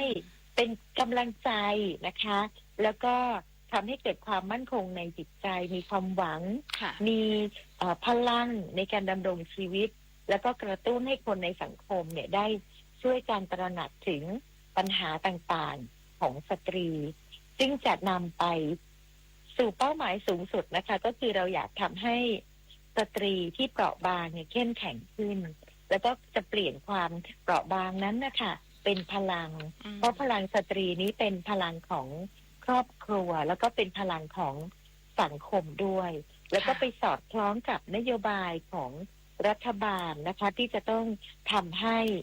สตรีและกลุ่มเปราะบางทั้งหมดทุกคนเลยนั้นเข้าถึงสิทธิสวัสดิการต่างๆเป็นการเสริมสร้างศักยภาพสร้างแรงบันดาลใจให้กับกลุ่มเปราะบางให้มีคุณภาพชีวิตที่ดีขึ้นไม่ทิ้งใครไว้ข้างหลังอันนี้ก็คือเป้าหมายค่ะค่ะระยะเวลาล่ะคะท่านอธิบดีคะตลอดเดือนมีนาคมเลยไหมคะก็อย่างนี้ค่ะเป้าหมายของเราเนี่ยนะคะเราก็ตอนนี้เราลงพื้นที่ไปก่อนหน้านี้แล้วเมื่อวันที่4 มีนาคมนะคะก็ลงพื้นที่ไปที่เขตดุสิตนะคะที่ชุมชนตรงโรงเรียนวัดสวัสดิ์วารีศรีมารามค่ะแล้วก็วันที่5นะคะมีนาคมที่ผ่านมานี้ก็ไปที่จังหวัดนนทบุรีค่ะก็ต้องบอกว่าตลอดเดือนมีนาคมนี้แหละค่ะเต็มเดือนเลยค่ะค่ะสุดท้ายนี้นะคะอยากให้ท่านอธิบดีฝากข้อคิดดีๆถึงชาวไทยค่ะเนื่องในโอกาสวันสตรีสากลปี 2568 นี้ค่ะค่ะก็ต้องบอกว่ากระทรวงการพัฒนาสังคมและความมั่นคงของมนุษย์มีความมุ่งหวังอย่างแรงกล้าเลยค่ะที่จะขจัดการเลือกปฏิบัติต่อสตรีส่งเสริมสิทธิโอกาสความก้าวหน้าของสตรีไทยโดยเชื่อมั่นว่าการรวมพลังของสตรีแล้วก็ทุก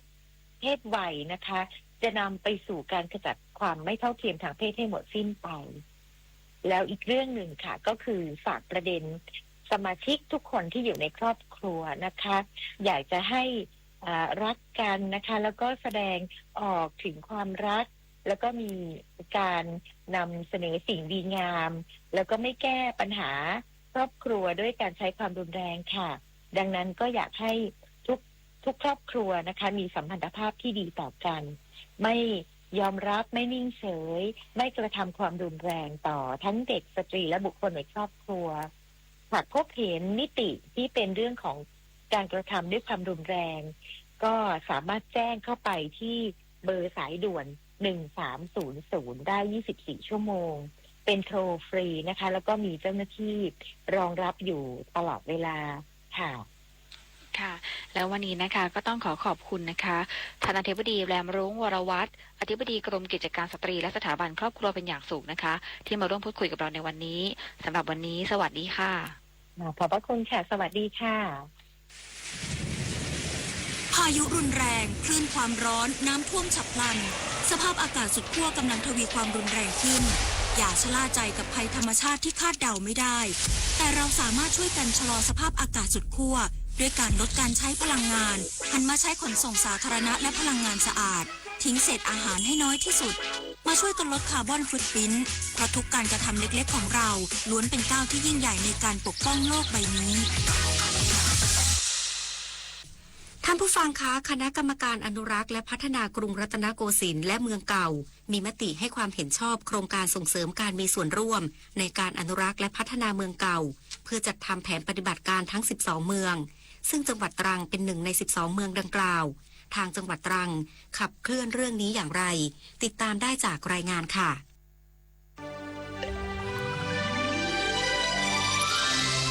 จังหวัดตรังโดยสำนักงานทรัพยากรธรรมชาติและสิ่งแวดล้อมจังหวัดตรังขับเคลื่อนโครงการส่งเสริมการมีส่วนร่วมในการอนุรักษ์และพัฒนาเมืองเก่าเพื่อจัดทำแผนปฏิบัติการอนุรักษ์และพัฒนาเมืองเก่าตรังซึ่งเป็นเมืองที่เต็มไปด้วยประวัติศาสตร์อัตลักษณ์วัฒนธรรมที่ควรค่าแก่การอนุรักษ์โดยนายอภิชาติตระกูลไทยงามผู้อำนวยการสำนักงานทรัพยากรธรรมชาติและสิ่งแวดล้อมจังหวัดตรังกล่าวว่า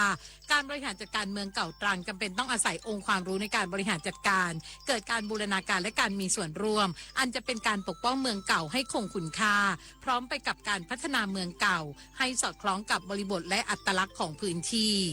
จริงๆโครงการนี้นะครับโครงการส่งเสริมการมีส่วนร่วมในการอนุรักษ์และพัฒนาเมืองเก่าเพื่อจัดทำแผนปฏิบัติการในการอนุรักษ์และพัฒนาเมืองเก่าเนี่ยเราเริ่มดำเนินการมาจริงๆแล้วเนี่ยตั้งแต่ปี 67 นะฮะแต่เป็นในลักษณะของรูปแบบของการศึกษาข้อมูลนะครับศึกษาข้อมูลแล้วก็ในระหว่างการศึกษาข้อมูลเนี่ยเราก็จะได้มีการพัฒนาองค์ความรู้ให้กับภาคส่วนต่างๆที่เกี่ยวข้องนะครับแล้วก็มีการสร้างความรู้ความเข้าใจว่าการที่จะพัฒนาไปเป็นเมืองเก่านะเหมือนอย่างภูเก็ตอะไรนี้ได้เนี่ยต้องมีองค์ความรู้นะภาคส่วนต่างๆที่เข้ามาเกี่ยวข้องนี้อะไรบ้างเนื่องจากว่าการทำเรื่องนี้เนี่ยมันต้องอาศัยองค์ความรู้หลายเรื่องแล้วก็ภาคส่วนต่างๆเนี่ยต้องมารับรู้รับทราบแล้วก็มีการขับเคลื่อนร่วมกันฮะทั้งนี้โครงการดังกล่าวมีวัตถุประสงค์เพื่อส่งเสริมการมีส่วนร่วมของทุกภาคส่วนที่เกี่ยวข้องและชุมชนในการอนุรักษ์และพัฒนาเมืองเก่าในพื้นที่เมืองเก่าตรังจัดทำแผนปฏิบัติการด้านการอนุรักษ์และพัฒนาเมืองเก่าตรังให้เป็นกรอบทิศทางในการบริหารจัดการเมืองเก่าและจัดทำแผนที่มรดกทางวัฒนธรรมเมืองเก่าตรังตลอดจนเผยแพร่องค์ความรู้ด้านการอนุรักษ์และพัฒนาเมืองเก่าตรังโดยมีพื้นที่ที่ประกาศเขตพื้นที่เมืองเก่าตรังเนื้อที่รวม 1.9 ตารางกิโลเมตรครอบคลุม 14 ชุมชนสำหรับวัตถุประสงค์ของโครงการนี้นะครับเพื่อเป็นการส่งเสริมการมีส่วนร่วมของภาคส่วนต่างๆที่เกี่ยวข้องนะครับในการอนุรักษ์เมืองเก่านะครับสองก็คือการจัดทำแผนอนุรักษ์และพัฒนาบริเวณเมืองเก่านะให้มีกรอบและทิศทางที่ชัดเจนนะครับสามก็คือเป็นการเพื่อประชาสัมพันธ์และเผยแพร่องค์ความรู้ด้านการอนุรักษ์และพัฒนาเมืองเก่าครับสำหรับพื้นที่ที่ศึกษาที่เราประกาศเป็นเขตเมืองเก่านะครับจะครอบคลุมบริเวณพื้นที่เมืองเก่าตามประกาศคณะกรรมการอนุรักษ์และพัฒนากรุงรัตนโกสินทร์เมืองเก่าเรื่องประกาศเขตพื้นที่เมืองเก่าเมื่อวันที่ 7 พฤษภาคม 2546 รวมพื้นที่นะครับประมาณ 1.9 ตารางกิโลเมตรครับครอบคลุมทั้งสิ้นนะครับ 14 ชุมชนนะครับอย่างไรก็ตามการอนุรักษ์เมืองเก่าก็เป็นสิ่งที่ผู้บริหารทั้งภาคราชการภาคเอกชนและภาคประชาสังคมให้ความสนใจเป็นอย่างยิ่งเนื่องจากเป็นการรักษามรดกทางวัฒนธรรมที่มีคุณค่ามีความสำคัญเพื่อนำไปต่อยอดในการส่งเสริมการท่องเที่ยวที่สร้างรายได้ให้กับประชาชนในพื้นที่ได้อย่างยั่งยืนเพราะเมืองเก่าของตรังเต็มไปด้วยเรื่องราวทางประวัติศาสตร์ความหลากหลายทางวัฒนธรรมและมรดกวัฒนธรรมต่างๆอีกทั้งสถาปัตยกรรมที่มีความเฉพาะตัวและวัฒนธรรมวิถีชีวิตเช่นอาหารเทศกาลประเพณีและวิถีชีวิตของชาวตรังจะกลายเป็นซอฟต์พาวเวอร์ที่ดึงดูดเม็ดเงินจากนักท่องเที่ยวหากมีการอนุรักษ์ที่เหมาะสมรวมถึงส่งเสริมและกระตุ้นให้ประชาชนเกิดความตระหนักถึงคุณค่าของมรดกทางวัฒนธรรมของพื้นที่เมืองเก่าตรังด้วยโยศพร นะคะไกรศรีสวทตรังรายงาน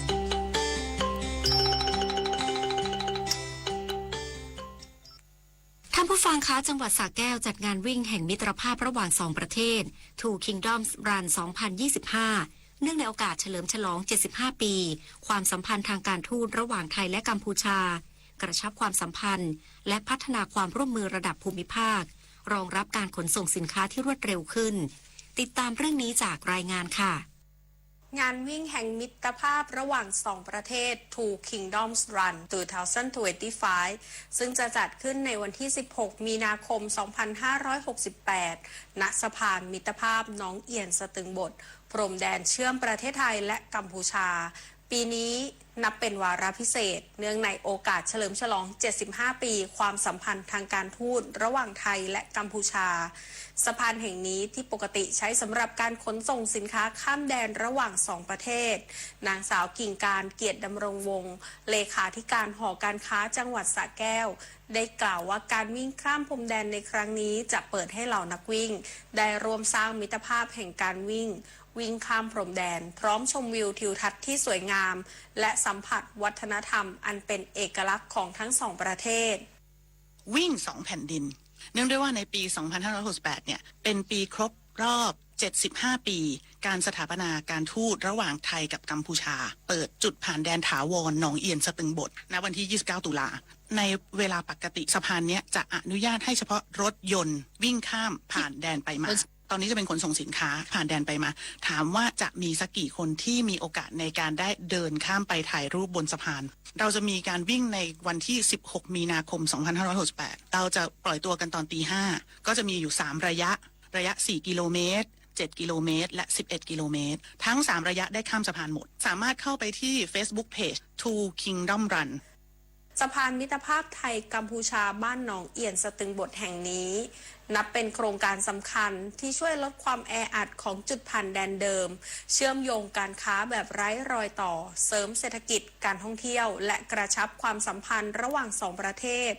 รวมถึงเป็นอีกหนึ่งก้าวสำคัญในการพัฒนาความร่วมมือระดับภูมิภาคเพราะสะพานที่ออกแบบให้สะท้อนวัฒนธรรมไทยกัมพูชาแห่งนี้ใช้งบก่อสร้างกว่า 3,000 ล้านบาท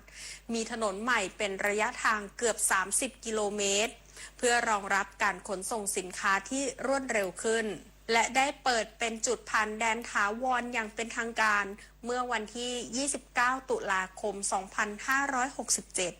นี่คือโอกาสพิเศษที่จะได้เป็นส่วนหนึ่งของการเชื่อมสารสัมพันธ์ไทยกัมพูชาผ่านการวิ่งบนสะพานมิตรภาพที่เต็มไปด้วยความหมายทั้งการเปิดโลกทัศน์ใหม่ๆให้กับนักวิ่งและการสร้างประสบการณ์ที่ไม่เหมือนใครร่วมเป็นส่วนหนึ่งของ Two Kingdoms Run 2025 เพื่อส่งเสริมสุขภาพความสามัคคีและการพัฒนาที่ยั่งยืนของทั้งสองประเทศในโอกาสครบรอบ75ปีความสัมพันธ์ทางการทูตระหว่างไทยและกัมพูชาในครั้งนี้อริสราบรรเลงศัพท์สวทสระแก้วรายงานปิดท้ายที่กรมพละศึกษากลับมาจัดศึกกีฬานักเรียนคนพิการแห่งชาติครั้งที่22แก่นคูนเกมวันที่10-15มีนาคมที่จังหวัดขอนแก่นหวังสร้างเสริมสุขภาพพัฒนาทางอารมณ์และจิตใจของเยาวชนคนพิการไทยรายละเอียดติดตามจากรายงานค่ะกรมพละศึกษาถือเป็นหน่วยงานที่มีภารกิจเกี่ยวกับการพัฒนากีฬาและนันทนาการขั้นพื้นฐานเพื่อเสริมสร้างพลานามัยของประชาชนทุกเพศทุกวัยซึ่งนอกจากเยาวชนทั่วไปแล้วกรมพละศึกษายังได้เล็งเห็นถึงความสำคัญของการพัฒนาเยาวชนคนพิการของไทยให้ได้มีกิจกรรมกีฬาเพื่อสร้างเสริมสุขภาพพัฒนาทางอารมณ์และจิตใจของเยาวชนคนพิการจึงได้จัดให้มีการแข่งขันกีฬานักเรียนคนพิการแห่งชาติมาอย่างต่อเนื่องโดยในปีนี้กลับมาจัดแข่งขันอีกครั้งเป็นหนที่22ใช้ชื่อว่าแก่นคูนเกมจัดแข่งขันระหว่างวันที่10-15มีนาคมที่จังหวัดขอนแก่น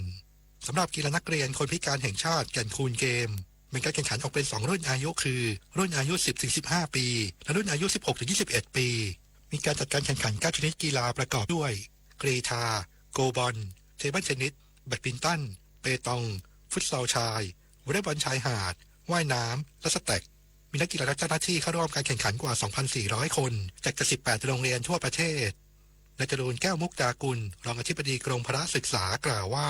นับเป็นข่าวดีสำหรับวงการกีฬาคนพิการเป็นอย่างยิ่งที่กรมพละศึกษากลับมาจัดมหกรรมกีฬานักเรียนคนพิการอีกครั้งหลังจากที่ห่างหายไปถึง5ปีเนื่องจากปัญหาโรคโควิด -19 โดยคาดหวังว่ามหกรรมครั้งนี้จะเป็นเวทีสำคัญที่เปิดโอกาสให้กับนักกีฬานักเรียนที่มีความพิการได้แสดงศักยภาพอย่างเต็มที่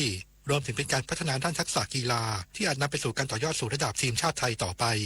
ต้องขอบคุณทางรัฐบาลให้ความสำคัญในเรื่องจัดสรรงบประมาณเพิ่มเติมให้กับกรมรักษากับในช่วงก่อนหน้านี้เราก็จัดการแข่งขันกีฬานักเรียนพิการเนี่ยเป็นรอบมหกรรมระดับประเทศมาโดยตลอดนะครับแล้วก็เพิ่งจะขาดหายมาช่วงโควิดนะครับแล้วแต่ว่าเราก็ยังจัดกีฬาอยู่ยกเว้นในช่วงโควิดในช่วงปี63-64เท่านั้นเองแต่หลังงานเสร็จเนี่ยเราก็ได้จัดสรรงบประมาณลงไปให้กับโรงเรียนในแต่ละภูมิภาคจัดเป็นกลุ่มๆขึ้นมาแต่ในช่วงปีนี้ปลอดโปร่งแล้วก็รัฐบาลให้ความสำคัญกับไม่ใช่เฉพาะนักเรียนพิการนะทุกกลุ่มทุกวัยก็ได้จัดสรรงบประมาณเข้ามาเพื่อทำกิจกรรมในระดับกีฬาพื้นฐานและกีฬามวลชนให้กับกรมรักษาในนามของกระทรวงการท่องเที่ยวและกีฬาครับก็ปีนี้ถือว่าอาจจะเป็นปีแรกที่เน้นย้ำในเมื่อแถลงข่าวว่าเราจัดกีฬานักเรียนศึกษาเสร็จเนี่ยต่อด้วยกีฬานักเรียนพิการต่อเนี่ยมันอาจจะเป็นพื้นฐานเป็นเบสิกต่อไปในอนาคตว่ามันมีการต่อยอดในลักษณะของเจ้าภาพที่รับเป็นเจ้าภาพกีฬานักเรียนศึกษาเสร็จแล้วก็ต่อยอดด้วยกีฬานักเรียนพิการต่อนะครับเหมือนกับกีฬาระดับประเทศหลายประเภทที่จัดกันมาในรูปแบบเดียวกันและนายคงกฤษพงษ์พันธ์ท่องเที่ยวและกีฬาจังหวัดขอนแก่นกล่าวว่าทางจังหวัดขอนแก่นได้เตรียมความพร้อมมาอย่างต่อเนื่องจากการแข่งขันกีฬานักเรียนนักศึกษาแห่งชาติทำให้สนามแข่งขันและบุคลากรต่างๆมีความพร้อมอยู่แล้วซึ่งขอนแก่นก็มีการส่งนักกีฬาเข้าร่วมการแข่งขันหลายโรงเรียนด้วยกันก็เป็นความต่อเนื่องครับที่จัดกีฬานักเรียนศึกษาแห่งชาติครั้งที่44แล้วก็มาต่อนักเรียนพิการก็เตรียมความพร้อมต่อเนื่องแล้วก็ที่สำคัญสนามก็มีความพร้อมอยู่แล้วบุคลากรเทคนิครวมทั้งทีมแพทย์พยาบาลการดูแลความปลอดภัยต่างๆก็มีความพร้อมต่อเนื่องครับพร้อมครับช่วงนี้มีการฝึกซ้อมกันอย่างหนักนะครับถ้าที่ติดตามดูทางโรงเรียนในขอนแก่นซึ่งมีหลายโรงเรียนที่ส่งนักกีฬาเข้าแข่งขันในครั้งนี้แต่อย่างไรก็ตามก็ จังหวัดอื่นก็เช่นเดียวกันผมก็เชื่อมั่นว่าเขาก็ซ้อมมาดีดังนั้นก็ต้องไปแข่งขันกันแล้วครับต้องไปชมว่าทีมใดลงจังหวัดใดจะได้ที่ทุกสนามครับถือเป็นอีกหนึ่งมหกรรมกีฬาที่ช่วยให้เยาวชนคนพิการของไทยได้มีเวทีในการแข่งขันกีฬาและแสดงออกถึงความสามารถพัฒนาสมรรถภาพทางกายทางอารมณ์จิตใจและทางสังคมเพื่อต่อยอดสู่การเป็นนักกีฬาทีมชาติไทยได้ในอนาคตเรียกได้ว่ากรมพละศึกษาส่งเสริมกิจกรรมกีฬาได้อย่างครอบคลุมทุกกลุ่มเยาวชนอย่างแท้จริงพิจิตร กาญจนกุลรายงาน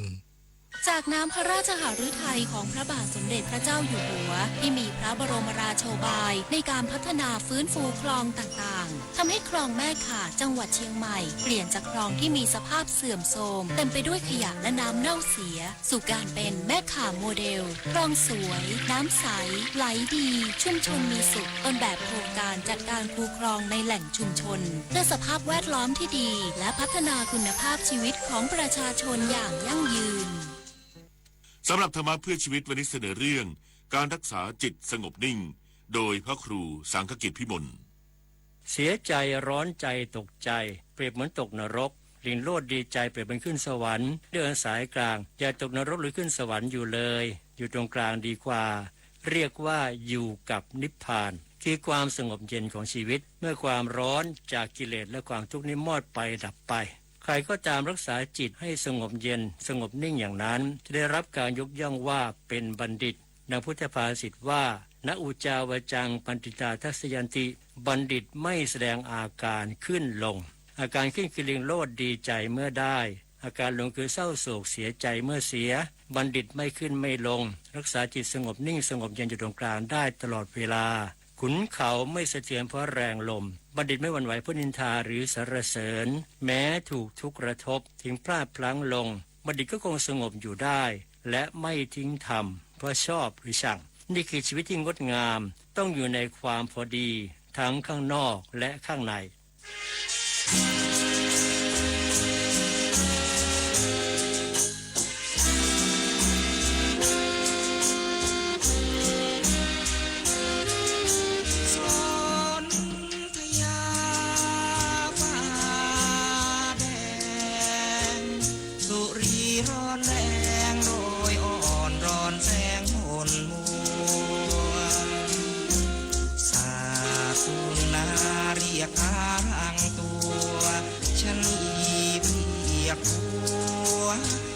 เรารำคำสวนโอ้ชีวิตจิตใจมันหนาวเย็นเป็นไข้พิราบรวนสิ้นตะวันสวงสันจะบันรันจวนเห็นล่างพลบลางร่างนวลให้โวทวนส่วนเศร้าสิ้นแสงสิ้นสีสโลกแดงแฝงแดนใจเราสายันเลื่อมเงาลบลางสลาวจากห่วงหาวพราวใจฟ้าแดงทันแปรเปลี่ยนแปลงแปลงไปตราบอาสันฉันยังฝันไฟจูบแดนฟ้าลายฟังรอยรักใครฝากเธอ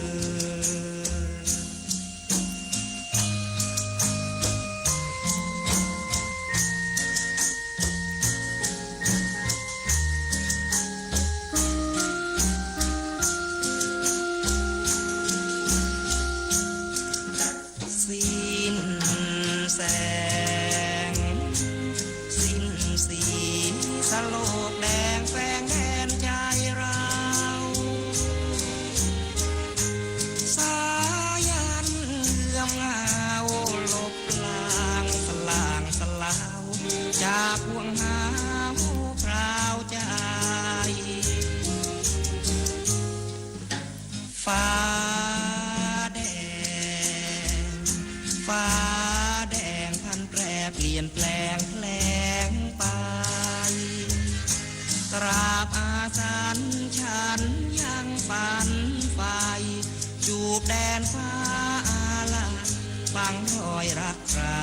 ปาก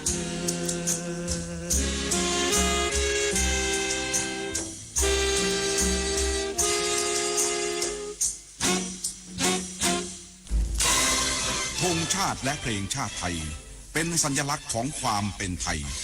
เราจงร่วมใจยืนตรงเคารพธงชาติด้วยความภาคภูมิใจในเอกราชและความเสียสละของบรรพบุรุษไทย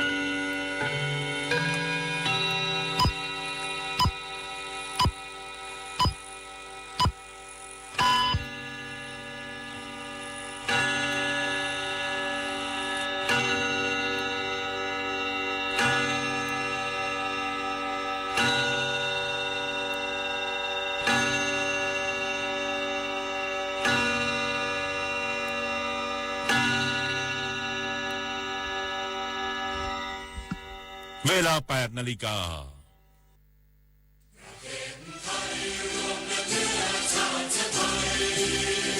เป็นประชารัฐผ้าไทยของไทยทุกส่วนอยู่ดำรงคงไว้ได้ทั้งมวลด้วยไทยล้วนหมายรักสมัครที่ไทยนิรักสงบแต่ทุรบไม่คลานเอกราชจะไม่ให้ใครคุกคีสละเลือดทุกอย่างเป็นชาติ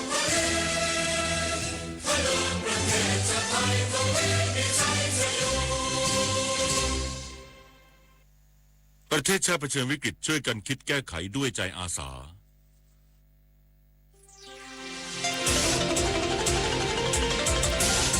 วิทยุแห่งประเทศไทย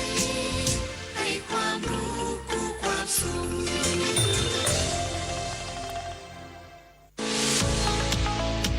ที่นี่สถานีวิทยุกระจายเสียงแห่งประเทศไทยต่อจากนี้ไปขอเชิญรับฟังรายการเสียงจากใจไทยคู่ฟ้าดำเนินรายการโดยจิรยุห่วงทรัพย์ทุกเช้าวันเสาร์หลังเคารพธงชาติ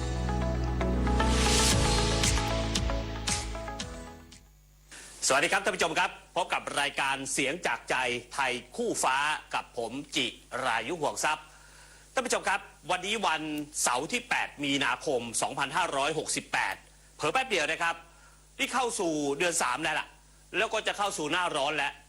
เดือนหน้าเป็นเดือนเมษายนท่านผู้ชมครับที่ผมพูดเช่นนี้เนี่ยเนื่องจากมีกิจกรรมมากมายหลากหลายของรัฐบาลนะครับโดยเฉพาะเทศกาลมหาสงกรานต์ที่ประชุมคณะรัฐมนตรีเมื่อสัปดาห์ที่ผ่านมาก็ได้มีการอนุมัติโครงการสำคัญครับก็คือการจัดงานสงกรานต์นอกจากแผนปกติของกระทรวงท่องเที่ยวและกีฬานะครับท่านผู้ชมที่อยากจะเดินทางมาเที่ยวในกรุงเทพมหานครปีนี้ท่านนายกรัฐมนตรีแพทองธารชินวัตรบอกว่าจัดใหญ่ครับจัดที่บริเวณท้องสนามหลวงด้วยงบประมาณ100 กว่าล้านบาทนะครับเพราะฉะนั้นตลอดสัปดาห์ของมหาสงกรานต์ในประเทศไทยคงจะคึกคักแน่นอนครับอีกเรื่องหนึ่งก็คือเรื่องของในแต่ละจังหวัดครับที่มีการจัดกิจกรรมในเทศกาลสงกรานต์ท่านผู้ชมหลายท่านก็คงจะ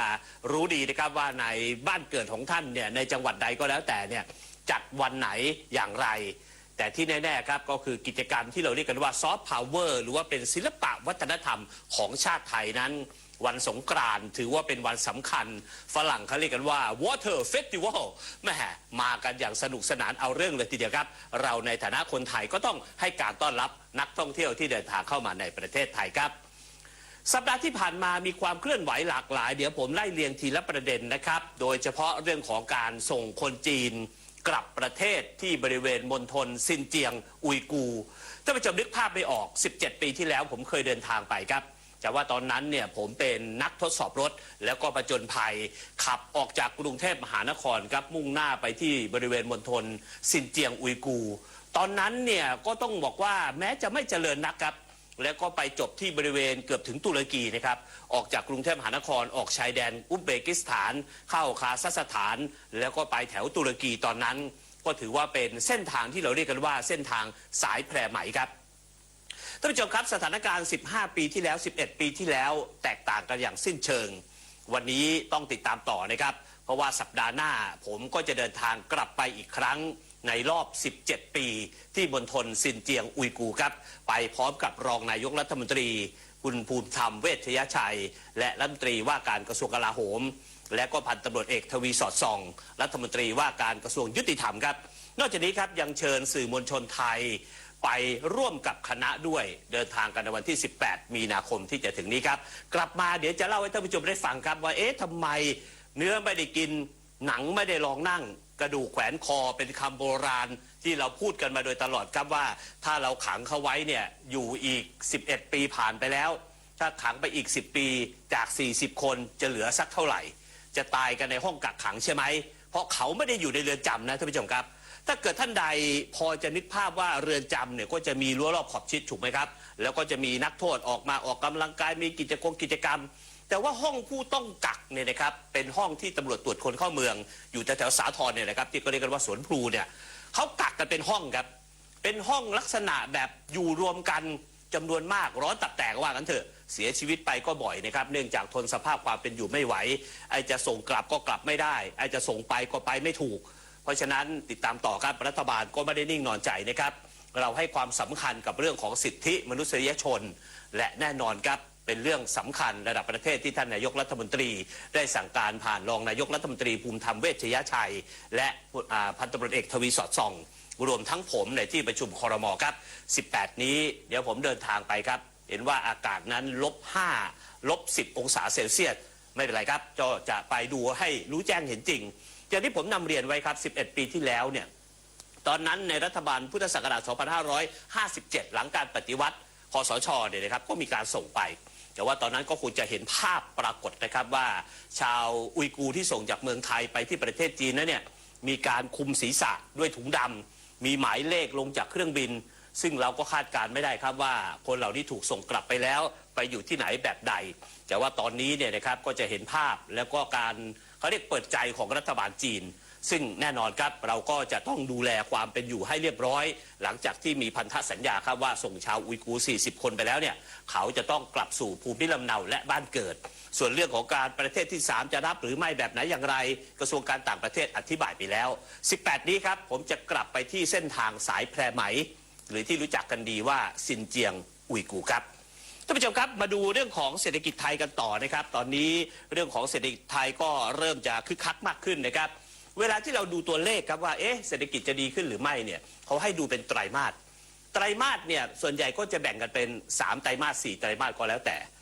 บ้างก็แบ่งเป็น3บ้างก็แบ่งเป็น4จะ3เดือนหรือ4เดือน4 32ก็คือ3ไตรมาสถ้าเป็น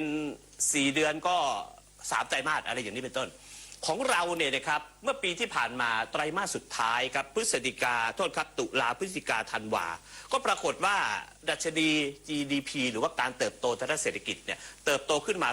3.2% ไตรมาสสุดท้ายนะฮะไตรมาสนี้ปี68นี้ปัจจุบันนี้ท่านผู้ชมครับนี่เดือนมีนาคมรออีกประมาณสัก 20-30 วันก็จะสิ้นเดือนคงได้เห็นครับว่ากิจกรรมต่างๆนโยบายต่างๆจะเป็นแบบไหนอย่างไรแต่ที่แน่ๆนะครับคุณสัจจิการวัฒนจันทร์รองโฆษกประจำสำนักนายกรัฐมนตรีก็เปิดเผยอย่างนี้ครับบอกว่าการค้าชายแดนเมื่อมีการค้าขายถ้าเกิดท่านผู้ชมยืนอยู่ในภาคเหนือนะครับเราหันขวาก็คือประเทศเมียนมาหันซ้ายก็คือลาวกัมพูชาเวียดนามลงไปทางใต้ก็คือมาเลเซียอันนี้คือเขาเรียกการค้าชายแดนที่มีรั้วรอบขอบชิดติดกับประเทศไทยก็มีอยู่แค่5ประเทศครับไทยลาวกัมพูชาเวียดนามมาเลเซียเพราะฉะนั้นเนี่ยท่านผู้ชมครับการค้าชายแดนจะวัดมูลค่าทางเศรษฐกิจของไทยได้ครับปรากฏว่าเดือนมกราคมปีนี้ครับเมื่อ2เดือนที่ผ่านมามกราคมเนี่ยนะมีมูลค่ารวมทั้งหมด 145,100 กว่าล้านบาทครับโอ้โหเยอะจริงๆขยายตัวไปถึง 2.7% ครับเมื่อไปเปรียบเทียบกับช่วงที่ผ่านมาครับปรากฏว่าชายแดนไทยลาวครับมีมูลค่ามากสุดครับถึง 25,000 ล้านบาทโอ้ลาวตอนนี้ก็ไปแล้วรู้สึกอุ่นท่านผู้ชมครับเพราะฉะนั้นลาวเนี่ยค้าขายดีครับ ส่วนประเทศต่อมาครับก็คือกัมพูชาครับมีประมาณ 15,492 ล้านบาทขายอะไรครับน้ำมันสำเร็จรูปสินค้าอุตสาหกรรมทางการเกษตรน้ำมันดีเซลส่วนประเทศอื่นๆครับที่จีนนี่ไปได้หลายเส้นทางนะฮะเราทำทางรถไฟซึ่งท่านผู้ชมเห็นใช่ไหมครับเวลาที่ไปอีสานวิ่งจากกรุงเทพมหานครไปเนี่ยนะพอไปถึงสระบุรีแล้วเลี้ยวขวาเนี่ยนะครับพอเลี้ยวขวาไปเนี่ยครับมันจะไปถึงที่จังหวัดขอนแก่นโคราชก่อนแล้วก็ขอนแก่นแล้วก็วิ่งตรงไปครับจนถึงหนองคายข้ามหนองคายไปเนี่ยก็จะไปเจอนครเวียงจันทร์อันนี้คือเป็นเส้นทางหลักนะครับที่มีทางรถไฟจากเวียงจันทร์เนี่ยผมเคยนั่งรถไฟจากเวียงจันทร์เนี่ยนะครับไปที่วังเวียงนะฮะหลวงพระบางแล้วก็ไปถึงชายแดนลาวนะครับซึ่งติดกับประเทศจีนเส้นนี้จะเป็นเส้นที่มีการค้าขายกันอย่างคึกคักเลยทีเดียวครับจริงๆแล้วระหว่างไทยกับลาวเนี่ยนะครับมีหลายช่องทางครับถ้าไปแถวจังหวัดน่านที่ด่านห้วยโกรนนะครับอันนั้นเนี่ยก็จะข้ามแม่น้ำโขงวิ่งขึ้นทะแยงไปตรงนั้นเหมือนกันก็ไปออกแถวทุ่งไหหินไปทะลุถึงเวียดนามเหนืออะไรแถวๆนั้นนะครับเป็นเขตที่น่าสนใจครับเพราะฉะนั้นการค้าขายเนี่ยในประเทศลาวแม้จะมีประชาชนไม่มากนักนะครับแต่ว่าสินค้าไทยเนี่ยเขาบอกว่าโอ้ยม่วนอิหลีประมาณนั้นนะครับก็ถือว่าเป็นสินค้าที่ค้าขายได้เป็นอย่างดีครับไปดูอีกเรื่องหนึ่งท่านผู้ชมครับเรื่องของซอฟต์พาวเวอร์มะม่วงโอ้โหพูดแล้วน้ำลายสอท่านผู้ชมครับหน้าร้อนแบบนี้เนี่ยนะฮะวันก่อนเนี่ยแม่บ้านเขาก็ทำมะม่วงกับข้าวเหนียวราดด้วยกะทิอุ่นๆท่านผู้ชมฟังทีไรอยู่แล้วบอกโอ้ยเปรี้ยวปากที่ผมพูดเช่นนี้เนี่ยท่านผู้ชมครับปรากฏว่าซอฟต์พาวเวอร์ของไทยไปไกลเกือบทั่วโลกครับล่าสุดครับในการส่งออกมะม่วงนะฮะเป็นตลาดสุดฮิตนะครับเรียกว่าแต่ก่อนเราคิดว่าน่าจะส่งไปประเทศไกลๆใช่ไหมปรากฏว่าตอนนี้ครับประเทศเกาหลีใต้นำเข้ามะม่วง Make in Thailand จากไทยเนี่ยนะฮะไปที่เกาหลีใต้ครับท่านผู้ชมครับปรากฏว่ามาจากกระแสข้าวเหนียวมะม่วงนะซอฟต์พาวเวอร์กระหึ่มโซเชียลคนเกาหลีใต้อันยองเซโยอยากกินมะม่วงนะครับก็สั่งจากประเทศไทยครับส่วนมะม่วงที่ชาวเกาหลีใต้นำเข้าไปที่ประเทศเขาจากเมืองไทยท่านผู้ชมท่านผู้ฟังลองฟังจีรายุให้ดีนะว่าตกลงมะม่วงอะไรบ้างผมก็รู้จักไม่กี่ยี่ห้อนะครับไม่กี่ชื่อแหมเรียกไม่กี่ยี่ห้อหนึ่งก็คือมะม่วงที่มีชื่อว่าน้ำดอกไม้สีทองพิษณุโลกชื่อเป็นไงฮะท่านผู้ชมครับมะม่วงน้ำดอกไม้สีทองบางคล้ามะม่วงน้ำดอกไม้คุ้งบางกระเจ้ามะม่วงน้ำดอกไม้สระแก้วมะม่วงเบาสงขลามะม่วงน้ำดอกไม้สีทองบ้านโหลนมะม่วงใหญ่กร่ำนนทบุรี